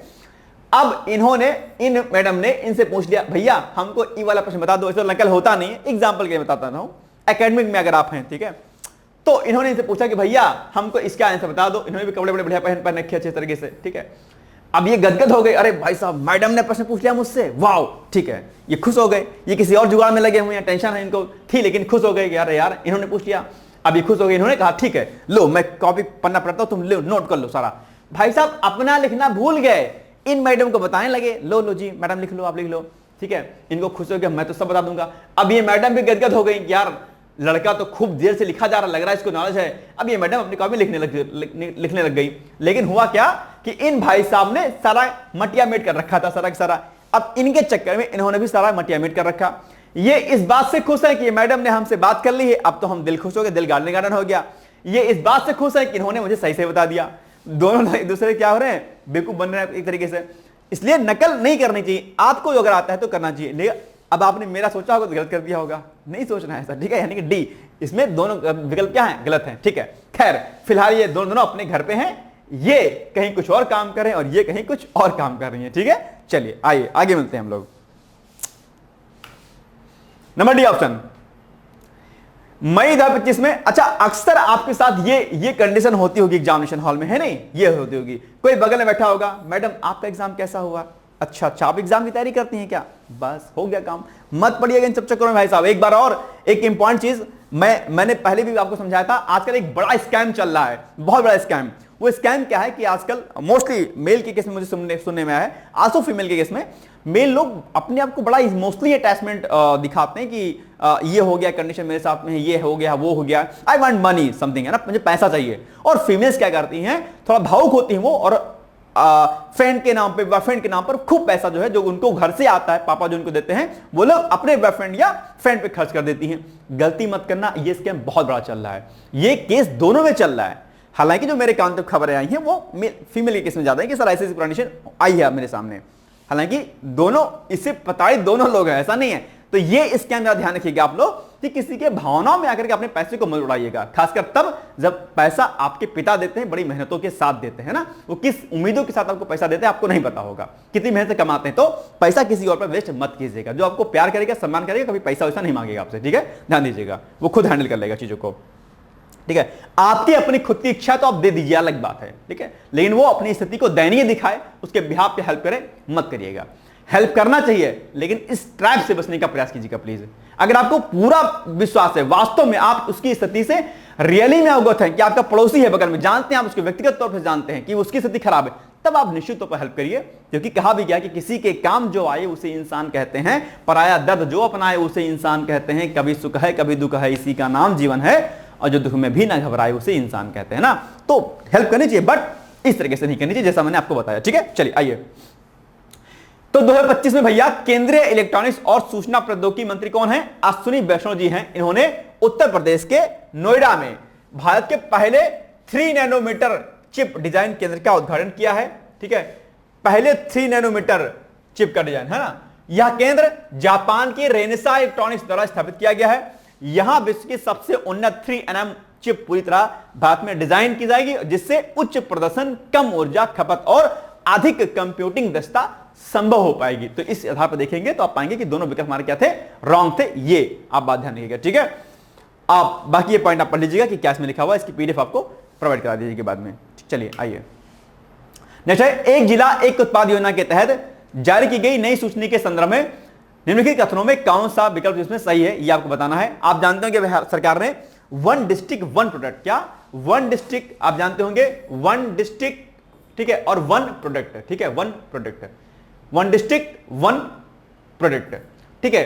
तो इसके तहत जो है सरकार क्या करती थी, हर जिले से एक प्रोडक्ट को, किसी माना कि एक्स नाम का जिला है, इस एक्स नाम से किसी ए नाम की वस्तु को लिया और उसको क्या करेगी सरकार, उसकी ब्रांडिंग करती थी, उसके उत्पादन क्षमता को बढ़ाने के लिए सरकार प्रयास करती थी। और इसी उत्तर प्रदेश की इसी 1 डिस्ट्रिक्ट 1 प्रोडक्ट योजना को देखते हुए केंद्र सरकार ने भी इसको लॉन्च किया था, क्योंकि उत्तर प्रदेश सरकार में काफी सफल हुआ था अपने आप पे, है ना। वो पदार्थ, वो चीजें जो कहीं पीछे छूट गई थी, उन चीजों को सरकार ने क्या किया, आगे लाने का प्रयास किया, ताकि उसका इंपोर्ट एक्सपोर्ट अच्छे से हो सके अपने आप में, है ना। तो अभी वन डिस्ट्रिक्ट वन प्रोजेक्ट योजना के तहत 12 नए प्रोजेक्ट को शामिल किया गया है। उन 12 में से आपको बताना है कि इसमें से कौन सा क्या है युग्म संगत है, यानी कि किस डिस्ट्रिक्ट से कौन सा प्रोडक्ट जो है आगे आएगा। चलिए आइए, जैसे बागपत से मक्का है, प्रतापगढ़ से खाद्य प्रसंस्करण है, हमीरपुर से धातु उत्पाद है और बरेली से सौंदर्य प्रसाधन है। क्या होगा इसका उत्तर? 2 3 होना चाहिए शायद, या 1 और 3 होना चाहिए, क्या होना चाहिए बताओ? आई थिंक 2 और 3 होना चाहिए शायद, जहां तक 2 3 सी होना चाहिए शायद। नहीं नहीं, 2 3 कहां पर है? 2 3 का ए पे होना चाहिए शायद। आई थिंक ये और ये तो सही है शायद, आई थिंक सही है। देखते हैं क्या होगा इसका उत्तर। ठीक, 2 और 3 ठीक है, विकल्प ए ही सही है। 2 और 3 ये सही है, ये दोनों गलत हैं। आइए अब इसको हम आगे देख लेते हैं। ठीक है, तो आप देखिएगा ओडीओपी के तहत जो है 12 नए उत्पादों को शामिल किया गया। अब ये नंबर भी याद रखिएगा, ठीक है 12। अब मुझे बताओ कि अभी 12 नए उत्पादों को वन डिस्ट्रिक्ट वन प्रोडक्ट में शामिल किया गया है। अब टोटल कितने प्रोडक्ट हो गए हैं वन डिस्ट्रिक्ट वन प्रोडक्ट में, यानी कि ओडीओपी के तहत अब टोटल कितने जो है प्रोडक्ट हो गए हैं? कमेंट करके तुरंत मुझे बताओ। ये सब प्रश्न मैंने ऑलरेडी दैनिक रूप से मैं कन्फ्यूज कराता हूं, उसमें मैंने कराया हुआ है। अब आप नहीं करते होंगे तो गोलगप्पे से बैठे रह जाइएगा, मैं क्या कर सकता हूं। आप मुझे बताओ कि टोटल कितने प्रोडक्ट हो गए हैं 12 नए वस्तुओं को शामिल करने पर। अब जो 12 वस्तु शामिल की गई हैं उनको एक एक बार हम लोग देख लेते हैं। जैसे बागपत में कृषि उपकरण और सहायक सामग्री है, सहारनपुर में होजरी उत्पाद है, फिरोजाबाद से खाद्य प्रसंस्करण है। ठीक है, क्या है? फिरोजाबाद से क्या है? खाद्य प्रसंस्करण है। ठीक है, एक बार जरा इसको मेरा मैच कर लीजिएगा। ये मुझे कुछ मुझे जो है इसमें गलती नजर आ रही है। ठीक है, इसको जरा एक बार फिरोजाबाद से देखिएगा, क्या ये वास्तव में यही है? ठीक है, अमरोहा, आगरा, हमीरपुर, ठीक है, और प्रतापगढ़ से भी खाद्य प्रसंस्करण इसमें शामिल किया गया। ठीक है, एक बार जरा देखिएगा कि क्या ये सही है। फिरोजाबाद एक बार जरा कंफर्म करिएगा प्लीज, है ना। हमीरपुर से धातु उत्पाद है, आगरा से पेठा उद्योग है, ठीक है, और एटा से चिकोरी उत्पाद, बरेली से लकड़ी के उत्पाद, बलिया से सत्तू उत्पाद, बिजनौर से मुंजिम संबंधित उत्पाद। उत्तर प्रदेश में एक जनपद एक उत्पाद योजना को की शुरुआत 24 जनवरी 2018 को की गई थी। ठीक है, ये पॉइंट भी आपके लिए क्या है? इंपॉर्टेंट है। तो ये पूछ सकता है एग्जाम, जो ये चर्चाओं में है तो डेफिनेटली इस योजना के बारे में प्रश्न पूछ सकता है। 18 में इसकी शुरुआत की गई थी, उसके बाद सेंट्रल गवर्नमेंट ने भी इसकी शुरुआत की थी बाद में, है ना। चलिए, मई 25 में भारत के सबसे बड़े टाइटेनियम और सुपर एलॉय मटेरियल्स प्लांट का उद्घाटन कहां पर किया गया? बताइए कहां पर किया गया? फट से बताओ आप लोग। ये किया गया भैया सी, यानी कि लखनऊ में किया गया। ठीक है, ये अब इसकी व्याख्या दे रखी है। तो केंद्रीय रक्षा मंत्री और उत्तर प्रदेश के मुख्यमंत्री ने लखनऊ में भारत के सबसे बड़े टाइटेनियम और सुपर एलॉय मटेरियल्स प्लांट का उद्घाटन किया। यह प्लांट पीटीसी इंडस्ट्री लिमिटेड की सहायक company arrow alloy technologies limited के द्वारा 50 एकड़ क्षेत्र में स्थापित किया गया, जिसकी वार्षिक उत्पादन क्षमता कितनी है? 6000 टन है। यह दुनिया की सबसे बड़ी एकल स्थल टाइटेनियम रिमेलिंग सुविधा है अपने आप में। इससे बड़ी योजनाओं के तहत इसको शामिल किया गया और ये आपके एग्जाम के लिए जरूरी भी है। ठीक है, इस संयंत्र में vacuum arc remelting, electron beam, plasma arc melting और वैक्यूम इंडक्शन मेल्टिंग जैसी अत्याधुनिक तकनीकों का उपयोग किया जाएगा। तो ये चीजें यहां पर आपके सामने लिखी हैं, इसको एक बार पढ़ लीजिएगा पीडीएफ से। ठीक है, बस आप इतना ध्यान रखिए कि इसका उदाहरण कहां पर किया गया है। बस भारत की पहली विस्टाडोम जंगल सफारी ड्रोन सफारी ट्रेन के संदर्भ में निम्नलिखित कथनों पर विचार कीजिए। यह ट्रेन उत्तर प्रदेश सरकार और भारतीय रेलवे द्वारा शुरू की गई है। ठीक है, यह ट्रेन अमनगढ़ टाइगर रिजर्व में चलाई जाएगी। इसमें बताना कौन सा कथन असत्य है, उपयुक्त कथनों में कौन सा कथन असत्य है। मुझे इसमें से असत्य कथन लग रहा है आपका 2 वाला। क्या? 2 वाला। अगर बहराइच के आसपास होंगे, लखनऊ ये आपका लखीमपुर के रहने वाले होंगे तो ये आपको पता होगा, क्योंकि इसे कतरनिया घाट आप जानते होंगे। अगर डिस्ट्रिक्ट बहराइच के रहने वाले होंगे तो कतरनिया घाट सफारी है, जाते होंगे, मेरे जस्ट बगल में है, घर के है। ठीक है, मतलब मेरे शहर से बहराइच से थोड़ा सा दूरी पर है कतरनिया घाट। तो कतरनिया घाट और लखीमपुर खीरी में जो है दुधवा नेशनल पार्क में इसको शुरू किया गया है। ठीक है, एक बड़ी अच्छी सुविधा है और इसमें ट्रेन जो होगी पूरी कांच की छत होगी ऊपर, प्रॉपर जो है लगभग 2.5-3-4 घंटे का जर्नी होगी। बड़ा मस्त जो है इसमें चीजें शुरू की जाएंगी। शनिवार रविवार को शायद इसकी शुरुआत की गई है, आप इसका लुत्फ उठा सकते हैं और संभवतः आगे जो है इसको डेली के शुरू कर दिया जाएगा, है ना। बड़ी अच्छी सफारी होगी अपने आप में ये। आइए इसके बारे में हम लोग देखते हैं थोड़ा सा। B is the right answer, यानी कि ये कथन असत्य है, यानी कि केवल 2 हो जाएगा, है ना। सिंपल सी बात है। आइए, उत्तर प्रदेश सरकार भारतीय रेलवे ने 26 मई 2025 को भारत की पहली विस्टाडोम जंगल सफारी ट्रेन शुरू की है। यह ट्रेन कतरनिया घाट वन्यजीव अभयारण्य को दुधवा टाइगर रिजर्व से क्या करेगी? जोड़ेगी। ठीक है, लोग जाते होंगे कतरनिया घाट, अगर आप लोग नहीं गए तो जाइएगा, बहुत अच्छा है, बड़ा गजब मनोरम सुंदर आपको दृश्य वहां पे मिलेगा और दिल आपका हो जाएगा गार्डन गार्डन गार्डन। तो अभी अगर बहुत कम पैसे में आपके उत्तर प्रदेश में ही है, कहीं दूर है नहीं, आप जाइए कतानिया घाट की सफारी का जो है मौज लीजिए, ठीक है। अब जो ट्रेन शुरू होगी, सैटरडे संडे को ट्रेन चलती है, ठीक है। और यात्रियों को कांच की छत और बड़ी खिड़कियों के माध्यम से जंगल का 360 डिग्री नजारा देखने को अनोखा अनुभव प्राप्त होगा, यानी कि अगल बगल ऊपर नीचे सब देख पाएंगे आप आराम से। यह सेवा फिलहाल सैटरडे संडे को है, लेकिन बाद में दिल्ली चला जाएगा। ट्रेन यात्रा लगभग 107 किलोमीटर की दूरी को तय करेगी 4.5 घंटे के अंदर, और किराया इसका होगा 275 रुपए प्रति यात्री। कोई बहुत महंगा भी नहीं, आराम से आप घूम सकते हैं, ठीक है। चलिए, ये हो गया। उत्तर प्रदेश सरकार ने शादी अनुदान योजना के तहत वित्तीय वर्ष 2024-25 में कितने लाख अन्य पिछड़ा वर्ग परिवार को विवाह अनुदान प्रदान किया है, बताइएगा। क्या होगा इसका उत्तर एग्जैक्टली?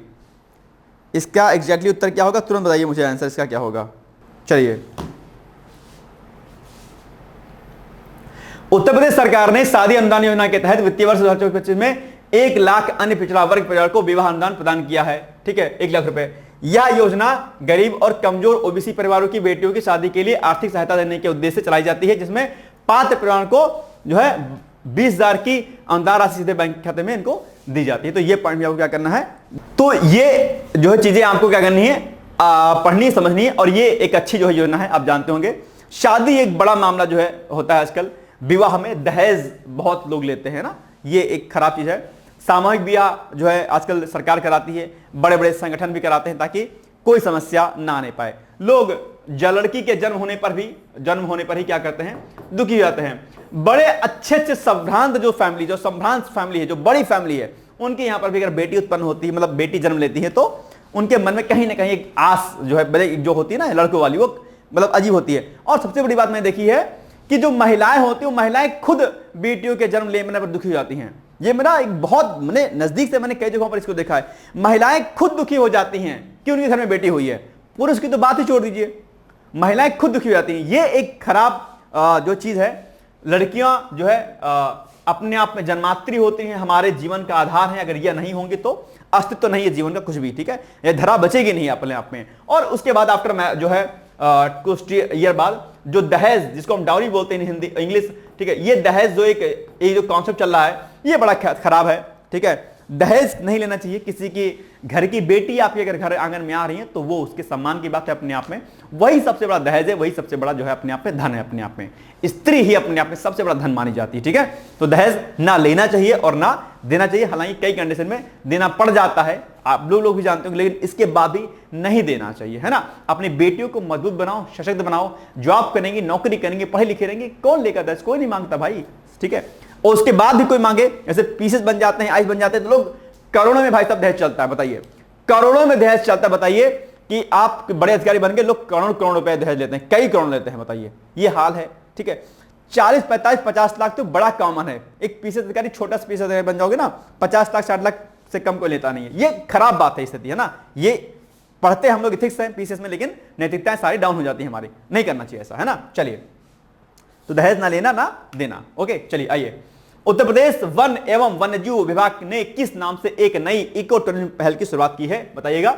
बस में सफर योजना, ट्रेन में सफर योजना, बफर में सफर योजना या सफर में बफर योजना, बताइएगा। इसका जो है क्या होगा, बफर में सफर योजना होगा कि यह सफर में बफर योजना हो, क्या होगा।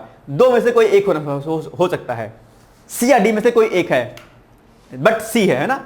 बफर में सफर योजना यानी कि उत्तर प्रदेश वन एवं वन्यजीव विभाग ने बफर में सफर योजना नाम से एक नई इको टूरिज्म पहल की शुरुआत की है।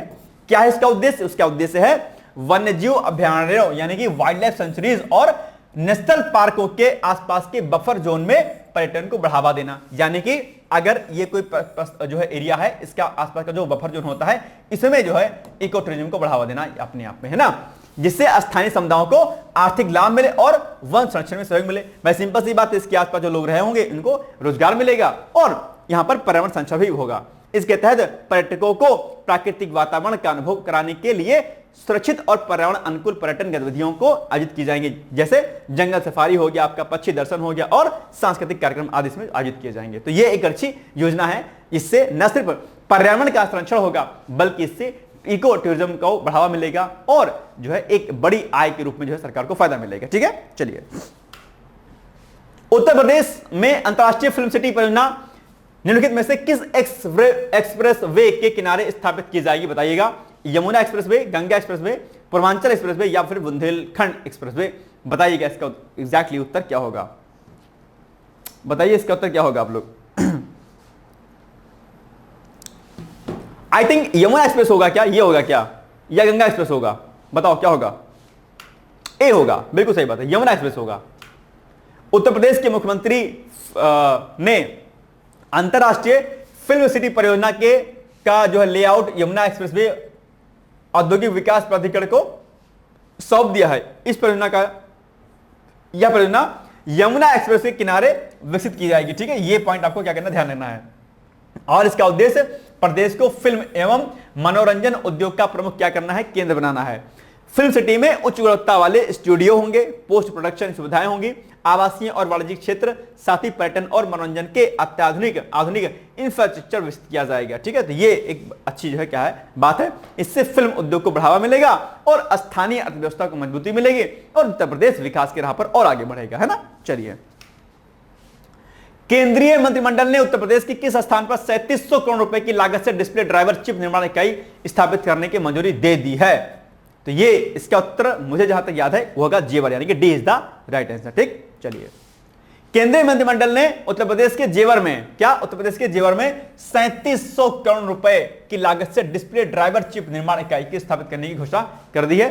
ये क्वेश्चन भी आपके लिए क्या है, इंपॉर्टेंट है। ठीक है, चलिए, इसमें डिस्प्ले पैनल होगा। डिस्प्ले पैनल स्मार्टफोन, टीवी और अन्य इलेक्ट्रॉनिक्स उपकरणों के लिए आवश्यक डिस्प्ले ड्राइवर चिप्स का घरेलू उत्पादन करेगी। इसमें इस परियोजना से भारत की सेमीकंडक्टर और इलेक्ट्रॉनिक्स विनिर्माण क्षमता को बढ़ावा मिलेगा, यानी कि सेमीकंडक्टर और इलेक्ट्रॉनिक्स मैन्युफैक्चर क्षमता को क्या मिलेगा, बढ़ावा मिलेगा। सेमीकंडक्टर को आप जानते होंगे, सेमीकंडक्टर मैन्युफैक्चर में इंडिया अपने आप पे आत्मनिर्भर है। सेमीकंडक्टर का इस्तेमाल बैटरी से लेकर के सौर ऊर्जा से लेकर के अलग अलग प्रकार के फोन इस्तेमाल करते होंगे आप, उसमें कंप्यूटर से लेकर के अलग अलग उपकरणों में, यानी कि अलग अलग इलेक्ट्रॉनिक उपकरणों में जो है सेमीकंडक्टर का इस्तेमाल किया जाता है। तो इसके बनने से इसकी क्षमता क्या हो जाएगी, बढ़ जाएगी अपने आप पे, है ना। यह कदम उत्तर प्रदेश को इलेक्ट्रॉनिक्स मैन्युफैक्चरिंग हब के रूप में स्थापित करेगा। ठीक है, चलिए, देश के पहले टेक्सटाइल मशीन पार्क के संदर्भ में निम्नलिखित कथनों पर विचार कीजिए। इस पार्क की स्थापना कानपुर में की जाएगी। इसे सार्वजनिक निजी भागीदारी के तहत विकसित किया जाएगा और इस पार्क में टेक्सटाइल उद्योग में लगने वाले उपकरणों और मशीनों को निर्मित किया जाएगा। अब आपको बताना है कौन सा कथन सत्य है इसमें से। ठीक है, बताइए। ऊपरी तीनों लग रहे हैं, मुझे पता नहीं क्यों ऐसा लग रहा है। ठीक है, तीनों हैं, बिल्कुल सही बात है, C is the right answer. चलिए, मार्च 2025 की घोषणा के अनुसार देश का पहला टेक्सटाइल मशीन पार्क उत्तर प्रदेश के कानपुर में स्थापित किया जाएगा भाई साहब। ठीक है, कहां पर, कानपुर में। ठीक है, तो यह भी सही बात है। दूसरा, इस पार्क का विकास कानपुर के भोगनीपुर क्षेत्र के चपर घटा गांव में 875 एकड़ भूमि पर किया जाएगा। इसे सार्वजनिक निजी भागीदारी के तहत विकसित किया जाएगा।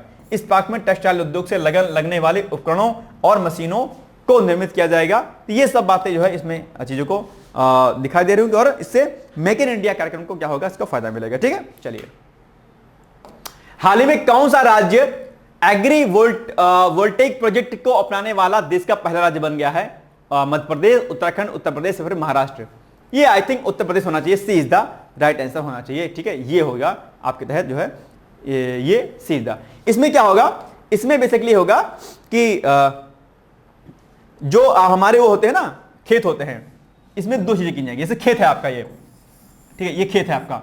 इस खेत में क्या होगा, सोलर पैनल लगाए जाएंगे, बड़े बड़े सोलर पैनल। ठीक है, अब सोलर पैनल अगर इसके नीचे लगा दिए गए तो इस पैनल लगाने के साथ साथ में क्या होगा, नीचे से खेती की जाएगी। जैसे टमाटर हो गया, गाजर हो गया, आपका फूल गोभी हो गया, ऐसी फसलें जो है इसके नीचे उगाई जाएंगी। यानी कि जहां एक और खेतों का इस्तेमाल करके इसके ऊपर सौर ऊर्जा का निर्माण किया जाएगा, सौर ऊर्जा जो है विकसित की जाएगी पैनल के माध्यम से, तो वहीं दूसरी ओर इसके नीचे खेती भी की जाएगी। इसी तकनीक को क्या बोलेंगे हम, इसी तकनीक को बोलते हैं एग्री वोल्टेइक। आप एग्जाम में यह भी प्रश्न पूछ सकता है कि हाल ही में चर्चाओं में रहा शब्द एग्री वोल्टेइक का संबंध किससे है, आपको ये बता देना है। ठीक है, तो जहां एक और हम लोग नवीकरणीय ऊर्जा स्रोत में आत्मनिर्भर होंगे तो वहीं पर खेती भी इसमें की जाएगी प्रॉपर तरीके से। यही सारे पॉइंट यहां पर लिखे गए हैं। यह प्रोजेक्ट सौर ऊर्जा नीति 2022 के लक्ष्यों को प्राप्त करने में सहायता करेगा अपने आप पे। ठीक है, चलिए, और सौर ऊर्जा उत्पादन बढ़ेगा जिससे बिजली मिलेगी हमें, है ना। चलिए आगे, एशिया के सबसे बड़े अंतर महाविद्यालय तकनीकी और उद्यमिता महोत्सव के संदर्भ में निम्नलिखित कथनों पर विचार करिए। इसका आयोजन IIM लखनऊ में किया गया। इस महोत्सव का नाम टेककृति रखा गया था। इस महोत्सव की थीम पंतारई रखी गई थी। कौन से कथन सत्य है, ये पूछा आपसे, ठीक है। इसमें से जो मुझे लग रहा है ये IIM लखनऊ नहीं होना चाहिए। ये 2 और 3 मुझे लग रहा है सही है, यानी कि 2 और 3 कहां पर है, ये ए इज द राइट आंसर। ए मुझे लग रहा है इसमें सही होना चाहिए। आइए देखते हैं इसका उत्तर क्या होगा एग्जैक्टली। आप लोगों ने क्या टेक लगाया इसका बताइएगा मुझे, ठीक है। ए इज द राइट आंसर होगा। 2 3 एशिया का सबसे बड़ा अंतर महाविद्यालय तकनीकी और उद्यमिता महोत्सव 27 से 30 मार्च 2025, ये डेट आप लोग याद रखिएगा, कई बार पूछ लेता है, ठीक है। यह आयोजित किया गया है ना। यह महोत्सव टेककृति के नाम से IIT कानपुर में आयोजित किया गया, याद देखिएगा। इसका उद्घाटन chief of defence staff general Anil Chauhan के द्वारा किया गया था। ये सब प्रश्न मैंने कराए हैं डेली मॉर्निंग में, है ना। इस महोत्सव की थीम पंतारई रखी गई थी, जिसका अर्थ होता है सब कुछ प्रभावित होता है, ठीक है। तो ये पॉइंट आपको याद रखना है, बस इतना ही इसमें इंपॉर्टेंट है। बाकी अपने अत्याधुनिक नवाचारों और जीवंत ऊर्जा के लिए जाना जाने वाला टेककृति छात्रों को प्रौद्योगिकी, उद्यमशीलता और इससे परे अपनी रचनात्मकता, बुद्धिमत्ता और जुनून दिखाने के लिए एक वैश्विक मंच जो है प्रदान करेगा अपने यहाँ पे, ठीक है। ये इंपॉर्टेंट है, इसको याद रखिएगा आप लोग। चलिए आइए, अहेतुल्ला लॉन्गिरोस्टिस सांप के संदर्भ में कौन सा कथन सही है? तो हाल ही में यह सांप दुधवा टाइगर रिजर्व में पाया गया, ठीक है। यह सांप कोलवृडे परिवार से संबंधित है। कौन सा कथन सत्य है आपको बताना है। मेरे अकॉर्डिंग इसमें दोनों कथन सत्य हैं, यानी कि 1 और 2 दोनों कथन क्या हो जाएंगे, सत्य हो जाएंगे। ये दोनों कथन सही हैं, ठीक है। ध्यान रखिएगा, जब भी कोई जीव जंतु ऐसे चर्चाओं में रहता है तो उसके बारे में प्रश्न पूछ लिया जाता है, ठीक है। या देखिएगा पॉइंट, तो पहला पॉइंट सीधे से वही लिखा हुआ है। और इससे पहले यह सांप केवल पश्चिम बंगाल, कहां पर, केवल पश्चिम बंगाल के वाल्मीकि टाइगर रिजर्व में पाया गया था। आप एग्जाम में प्रश्न यही पूछ लेगा कि बताओ वाल्मीकि टाइगर रिजर्व कहां पर है सर, तो आप कहेंगे पश्चिम बंगाल में है। इसकी विशेषता इसकी लंबी थूथन वाली मुंह है, ठीक है। यह मानव के लिए घातक जहरीला नहीं होता है, ठीक है। जितने भयंकर सांप होते हैं ना वो जहरीले नहीं होते हैं, आपने नोटिस किया होगा इस बात को। चलिए कुछ कुछ को छोड़ करके आइए, बाकी पॉइंट सब ऑप्शन में लिखे हैं, ये मैंने आपको बता दिया, ठीक है। इसके बारे में एक बार पढ़ लीजिए आप लोग। चलिए, भारत नेपाल साहित्य महोत्सव के संदर्भ में निम्नलिखित कथनों पर विचार कीजिए। इसका आयोजन काठमांडू में किया गया। यह महोत्सव 1 से 5 अप्रैल 2025 तक किया गया। कौन सा कथन सत्य है? मुझे लग रहा है कि इसमें से कथन जो होगा सही वाला हो जाएगा, वो क्या हो जाएगा, केवल 2 हो जाएगा, केवल 2, ये केवल 2। इसका आयोजन आई थिंक मथुरा या वृंदावन में किया गया, ऐसा संभव होता है ना, जहां तक मुझे याद आ रहा है। काठमांडू में नहीं किया गया है ना, काठमांडू नहीं होगा, केवल 2 होगा सत्य, यार बी वाला ऑप्शन होना चाहिए सही। देखते हैं एक बार, आप बताओ कि आपकी अकॉर्डिंग इसका उत्तर क्या हो जाएगा एग्जैक्टली, ठीक है। डी होगा। अरे रे रे रे भैया, ना ना ना ना ना ना ना, दोनों कथन गलत है इसमें, ना तो 1 होगा, ये भी नहीं होगा। तो ये तो नहीं होगा, मुझे याद था पक्का, लेकिन 1 से 5 अप्रैल नहीं, ये शायद मई जून में या शायद अप्रैल में हुआ, स्टार्टिंग में हुआ है क्या, आई थिंक अप्रैल नहीं होगा ना, अप्रैल नहीं होगा।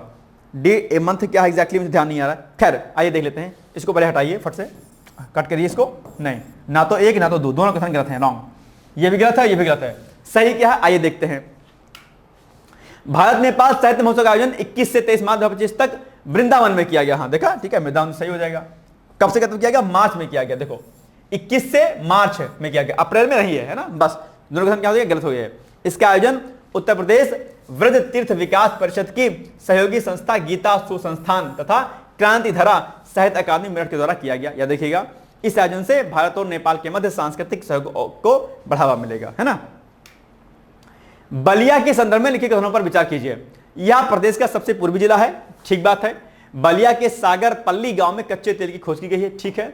बलिया में तेल की खोज इंडियन ऑयल कॉर्पोरेशन के द्वारा की गई है। कौन सा कथन सत्य है? मुझे लग रहा है कि जो है 1 सही है और जो है 2 सही है। ये नहीं सही लग रहा मुझे, 1 और 2 लग रहा है सही। आई थिंक 1 और 2 सी लग रहा है सही, शायद लग रहा है। आप बताओ कि इसमें से क्या सही होगा। ये इंडियन ऑयल नहीं होगा, शायद यहां पर कोई और कंपनी है। ONGC है क्या, कौन सी है? सी, 1 और 2 ही होगा, बिल्कुल 1 और 2 होगा, ये नहीं सही है। आइए देखते हैं। तो बलिया में जो है कच्चे तेल का भंडार किया गया है, मतलब कच्चे तेल के भंडार की खोज की गई है और सागरपल्ली गांव में की गई है। यह खोज oil India natural gas corporation यानी कि ONGC के द्वारा किया गया। बिल्कुल सही बात है, मैंने सही कहा था कि ONGC नहीं किया है, ठीक है। इस तेल भंडार का विस्तार बलिया के सागरपाली से लेकर के प्रयागराज के फाफामऊ तक 300 किलोमीटर के क्षेत्र में फैला हुआ है। फाफामऊ आप लोग जानते होंगे, प्रयागराज के जस्ट बगल में है ना, लगा हुआ है। चलिए नेक्स्ट है, हाल ही में उत्तर प्रदेश सरकार ने किस जिले में हेरिटेज कॉरिडोर प्रोजेक्ट की शुरुआत की है? बताओ। चित्रकूट, प्रयागराज, बहराइच, मथुरा। मेरे अकॉर्डिंग हो जाएगा Prayagraj. Prayagraj is the right answer. B मेरे अकॉर्डिंग होना चाहिए सही उत्तर। ठीक है, सही हूं मैं, गलत हूं बताइएगा आप लोग। चलिए डी, अरे भाई साहब गलत हो गया मामला फिर से। हेरिटेज कॉरिडोर, देखो गलती तो हो जा रही है। ठीक है, क्या होगा, मथुरा होगा। D is the right answer. हाल ही में उत्तर प्रदेश सरकार ने किस जिले में हेरिटेज कॉरिडोर, अच्छा हेरिटेज कॉरिडोर, ठीक है ठीक है ठीक है ठीक है, हेरिटेज कॉरिडोर होगा मथुरा में। एक प्रश्न और है जिसका उत्तर भी आपको मिलेगा प्रयागराज। क्या होगा उसका उत्तर, देखते हैं अभी आगे। चलिए फिलहाल ये मथुरा होगा। D is the right answer. प्रदेश सरकार ने मथुरा में हेरिटेज कॉरिडोर प्रोजेक्ट के निर्माण की घोषणा कर दी है। यह काशी और अयोध्या के बाद तीसरा मंदिर निर्माण हेरिटेज कॉरिडोर होगा। यह प्रश्न भी मैंने आपको कराया हुआ है। ठीक है, मोस्टली इसके सारे प्रश्न मैंने कराए हुए हैं। यह कॉरिडोर यमुना एक्सप्रेसवे से बांके बिहारी मंदिर को जोड़ेगा। इस कॉरिडोर की लंबाई 6 किलोमीटर होगी। यह कॉरिडोर आध्यात्मिक पर्यटन को बढ़ावा देगा। ठीक है, यह देखिएगा पॉइंट। चलिए, इथेनॉल उत्पादन के संदर्भ में निम्नलिखित कथनों पर विचार कीजिए। उत्तर प्रदेश देश का सबसे बड़ा इथेनॉल उत्पादक राज्य बन गया है। ठीक है, आगे प्रदेश में इथेनॉल उत्पादन 4 बिलियन लीटर प्रति वर्ष है। नहीं, ये मुझे लग रहा है गलत, ये गलत लग रहा है मुझे। ये शायद आई थिंक सही लग रहा है। केवल एक सही होना चाहिए मुझे लग रहा है, केवल एक ए होना चाहिए सही, जहां तक मुझे लग रहा है। देखो भाई मैं फिर कह रहा हूं, मेरे पे मत जाना, मैं गलत हो सकता हूं। आप अपनी कॉपी में लिखो कि इसमें से क्या होगा सही। ठीक है, मेरी कॉपी करोगे तो क्या हो जाएगा, क्या हो जाएगा, गलत हो जाएगा। ठीक है, इसमें से एक होना चाहिए बिल्कुल। अरे भैया जी देखो, केवल 2 होना चाहिए। अच्छा असत्य पूछा है, देखो असत्य पूछा है, असत्य पूछा है तो असत्य क्या है, ये है ना, तो बस तब केवल 2 हो जाएगा। असत्य क्या है, केवल 2 हो जाएगा, बस हो जाएगा। ऐसी गलती होती है क्या, मैंने पढ़ा सत्य है लेकिन क्या पूछा असत्य है। रॉन्ग कौन सा है, तो रॉन्ग तो यही तो है। ये $4 बिलियन नहीं, 4 बिलियन लीटर प्रति वर्ष नहीं होगा, कुछ और है इसमें से। ठीक है, आई थिंक कम है शायद। चलिए, मार्च 2025 में जारी रिपोर्ट के अनुसार उत्तर प्रदेश देश का सबसे बड़ा इथेनॉल उत्पादन करने वाला राज्य बन गया है। अभी आपके एग्जाम में फैक्चुअल डेटा के पूछ लेगा, बताओ सबसे बड़ा इथेनॉल उत्पादन करने वाला राज्य कौन सा है। आप कहेंगे सर यूपी है। ठीक है, इथेनॉल, इथेनॉल का इस्तेमाल कहां कहां पर किया जाता है, अगर आपको पता है तो मुझे बताइएगा कमेंट करके। वर्तमान में उत्तर प्रदेश की इथेनॉल उत्पादन क्षमता कितना है, 2 बिलियन लीटर प्रति वर्ष है। ठीक है, और यहां पर क्या लिखा था, 4 लिखा हुआ था। ठीक है, ये गलत था। ओके, इसे भविष्य में बढ़ाकर 2.5 बिलियन लीटर प्रति किया जाएगा। गोंडा में एशिया का सबसे बड़ा इथेनॉल प्लांट स्थापित किया गया है। यह भी पॉइंट आप ध्यान रखिएगा। और इथेनॉल क्या, इथेनॉल एक रंगहीन तरल है जिसे स्वच्छ ईंधन विकल्प बनाने के लिए पेट्रोल के साथ मिश्रित किया जाता है। इथेनॉल की उपयोगिता आजकल खूब बढ़ गई है ना। चलिए, अप्रैल 2025 में केंद्रीय स्वास्थ्य एवं परिवार कल्याण मंत्रालय द्वारा जारी वार्षिक रिपोर्ट के अनुसार उत्तर प्रदेश में शिशु मृत्यु दर कितनी है। इंपॉर्टेंट प्रश्न है भाई आपके लिए, इंपॉर्टेंट है। टिक, ये 38 होना चाहिए शायद, जहां तक सी होना चाहिए, संभवतः सी होना चाहिए। ठीक है, सी है राइट आंसर। अप्रैल 25 में केंद्रीय स्वास्थ्य एवं परिवार कल्याण मंत्रालय द्वारा जारी वार्षिक स्वास्थ्य रिपोर्ट के अनुसार उत्तर प्रदेश में शिशु मृत्यु दर की स्थिति कितनी अच्छी नहीं है। रिपोर्ट के अनुसार उत्तर प्रदेश में वर्तमान शिशु मृत्यु दर 1000 जीवित जन्मों पर 38 है और प्रदेश में 1000 जन्म लेने वाले बच्चों में से 43 बच्चे जन्म लेने के 5 दिन के अंदर ही मर जाते हैं। जिसका प्रमुख कारण क्या है, नवजात बच्चों में मृत्यु का प्रमुख कारण समय से पहले जन्म लेना है और नवजात संक्रमण है अपने आप। तो इसका रीजन है सबसे बड़ा। ठीक, चलिए, हाल ही में उत्तर प्रदेश अग्निशमन विभाग को किस राज्य के द्वारा सम्मानित किया गया, यह प्रश्न भी मैंने आपको कराया हुआ है। ठीक है, ये क्या हो जाएगा, गोवा हो जाएगा। ए इज द राइट आंसर। ठीक है, चलिए, उत्तर प्रदेश अग्निशमन विभाग को 1 अप्रैल 2025 को गोवा में सम्मानित किया गया। यह सम्मान गोवा के अग्निशमन और आपातकालीन सेवा निदेशालय द्वारा प्रदान किया गया। विभाग को यह सम्मान महाकुंभ 25 में उत्कृष्ट कार्य के लिए दिया गया था। ठीक है, यह प्रश्न भी मैंने आपको कराया हुआ है। ठीक है, आप एक तरीके से आपका रिवीजन भी हो जा रहा होगा इसी से, है ना। चलिए, नेक्स्ट है, उत्तर प्रदेश का बायो सीएनजी संयंत्र निम्नलिखित में से किस जिले में स्थापित किया जा रहा है। बिजनौर, अंबेडकर नगर, प्रयागराज, फिर गोंडा, बताओ। अब इसका उत्तर शायद मुझे लग रहा है जहां तक प्रयागराज होगा। ठीक है, मुझे थोड़ा सा कंफ्यूजन हो गया था, ध्यान नहीं दिया था मैंने। ठीक है, ये आई थिंक प्रयागराज होना चाहिए। सी इज द राइट आंसर होना चाहिए। आपको लगता है कि सी होगा, बताओ सी होगा कि नहीं होगा, सी बताओ। सी होना चाहिए जहां तक, है ना। आइए देखते हैं सी होगा कि नहीं होगा। ठीक है, C is the right answer. ठीक है, चलिए, देश का पहला बायो सीएनजी संयंत्र प्रयागराज में स्थापित किया जा रहा है। यह प्रदेश का पहला बायो सीएनजी संयंत्र होने के साथ ही देश का दूसरा बायो सीएनजी संयंत्र होगा अपने आप पे। ठीक है, यह संयंत्र पराली, मुर्गी के कूड़े, गोबर और गीले की तरह से बायो सीएनजी बनाएगा। इसे सार्वजनिक निजी भागीदारी यानी कि पीपीपी मॉडल पर, पब्लिक प्राइवेट पार्टनरशिप के आधार पर इसको बनाया जाएगा। ठीक है, तो ये पॉइंट आप क्या रखिएगा, याद रखिएगा। चलिए आइए नेक्स्ट है, 9 अप्रैल 2025 को उत्तर प्रदेश के किस विभाग के पोर्टल को स्कॉच अवार्ड से सम्मानित किया गया? पुलिस विभाग, कृषि विभाग, सहकारिता विभाग, सिंचाई विभाग। ये प्रश्न भी मैंने कराया हुआ है, ये सब मैंने कराए हुए हैं, लेकिन चूंकि उत्तर प्रदेश विशेष का प्रश्न है तो इसको अलग से हमने रखवा दिया अलग से, ठीक है, ताकि आपको कंफ्यूजन ना हो कहीं से भी, ठीक है। इसलिए मैं कहता हूं कि बार बार डेली मॉर्निंग वाला वीडियो आप लोग प्लीज जरूर देखा करो, बहुत फायदा मिलेगा, ठीक है। इसके अलावा मैं फिर से कह रहा हूं, कहीं कोई दिक्कत होती है आपको सीधे आप मुझसे बात कर सकते हैं, और बाकी डिकोड एग्जाम में कई सारे जो कोर्सेज चल रहे हैं उसको आप ले सकते हैं, ठीक है। कॉन्टैक्ट नंबर ये है 8604409201। कोई दिक्कत आपको होती है, ठीक है, पढ़ाई में कोई दिक्कत अगर आपको होती है, सीधे आप जो है 8604409201 इस पर आप जो है संपर्क कर सकते हैं, ठीक है, ठीक है। 860860, ठीक है, 44090201, ठीक है। और जो भी कोर्स आपके होंगे एग्जाम में डिकोड एग्जाम के ऐप पर, उसको भी आप जो है यहां से परचेज कर सकते हैं, ठीक है। चलिए, तो इसका उत्तर क्या होगा एग्जैक्टली? इसका उत्तर होगा भाई साहब ए, पुलिस विभाग ना, पुलिस विभाग होगा सही उत्तर। यानी कि 9 अप्रैल 2025 को उत्तर प्रदेश पुलिस पोर्टल को स्कॉच अवार्ड से क्या किया गया है? सम्मानित किया गया है, स्कॉच अवार्ड। यह पोर्टल उत्तर प्रदेश पुलिस की तकनीकी सेवा इकाई द्वारा विकसित किया गया है, ठीक है, और इसके माध्यम से गंभीर अपराध वाले मुकदमों की जांच तीव्रता की निगरानी की जाती है। इसके माध्यम से समय पर चार्जशीट दाखिल करने और न्यायिक प्रक्रिया को तेज करने का कार्य किया जाएगा।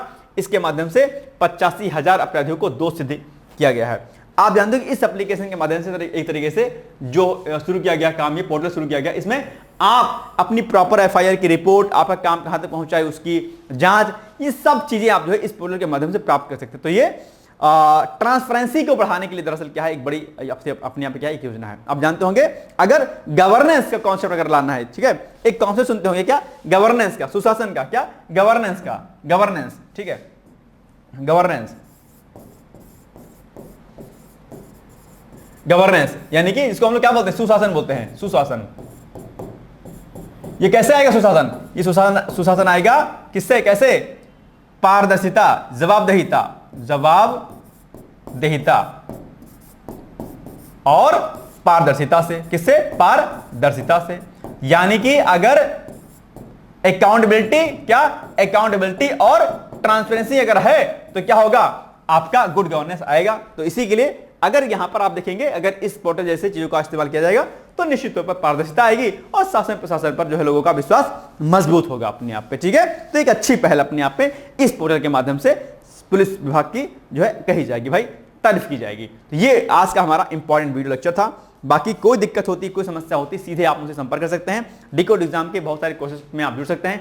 फिर से एक बात मैं कह रहा हूं, वीडियो मॉर्निंग वाला प्लीज आप लोग जरूर देखा करिए, बहुत महत्वपूर्ण है। इसके अलावा डिकोड एग्जाम के ऐप पर और भी जो अन्य लेक्चर्स मिलते हैं, चाहे वो ऐश्वर्या मैम कराती हैं या बाकी जगह से कराते हैं, उन सभी लेक्चर्स को आप लोग फ्री ऑफ कॉस्ट जरूर देखा करिए। बाकी डिकोड एग्जाम के ऐप के माध्यम से जो भी कोर्स हमारे चला जा रहे हैं, चाहे सेल्फ टेस्ट सीरीज है, चाहे जो भी चीज है, जैसे अभी 13,000 प्लस प्रश्नों के माध्यम से आपको सेल्फ टेस्ट सीरीज कराई जाती है, आप उसको भी ज्वाइन कर सकते हैं। उसका कॉन्टैक्ट नंबर सेम वही है 8604409201, ठीक है, या फिर संस्था के नंबर पर संपर्क कर सकते हैं, ठीक है। ओके, फिर मिलेंगे हम लोग अगले दिन। तब तक आप लोग पढ़ते रहिए, मस्त रहिए, व्यस्त रहिए, अपने स्वास्थ्य का खासकर ध्यान रखिएगा, ठीक है। ऑल द बेस्ट है and thank you so much, bye bye, take care, thank you. दोस्तों, क्या आप पीसीएस अधिकारी बनना चाहते हैं? यदि हाँ, तो डिकोड एग्जाम लेकर आया है यूपी पीसीएस फाउंडेशन कोर्स 2025। यह एक ऑल इन वन कोर्स है जिसमें प्रीलिम्स मेंस दोनों ही परीक्षाओं के लिए वीडियो लेक्चर, एनसीईआरटी और standard books based bilingual notes उपलब्ध कराया जा रहा है। इस कोर्स में प्री और मेंस के सभी प्रीवियस ईयर क्वेश्चंस पेपर भी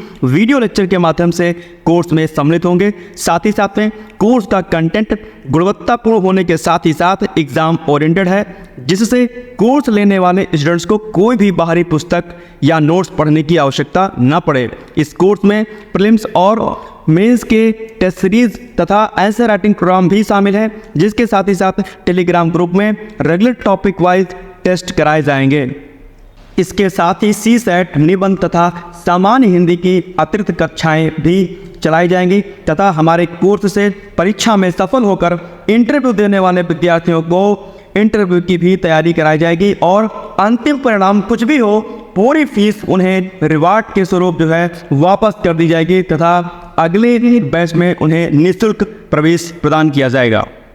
उल्लेखनीय है कि डिकोड एग्जाम एक संस्थान के रूप में 5 वर्ष के अपने सफल कार्यकाल में अब तक 55 से अधिक विद्यार्थियों को विभिन्न परीक्षाओं में अंतिम सफलता दिलाने में अपना सफल योगदान दे चुका है। इस कोर्स की फीस 15,000 रुपये निर्धारित की गई है, लेकिन पहले प्रवेश देने वाले 100 विद्यार्थियों को 3,000 रुपये की विशेष छूट दी जा रही है। और अधिक जानकारी के लिए हमारे संस्थान के नंबर 6307495944 पर संपर्क करें।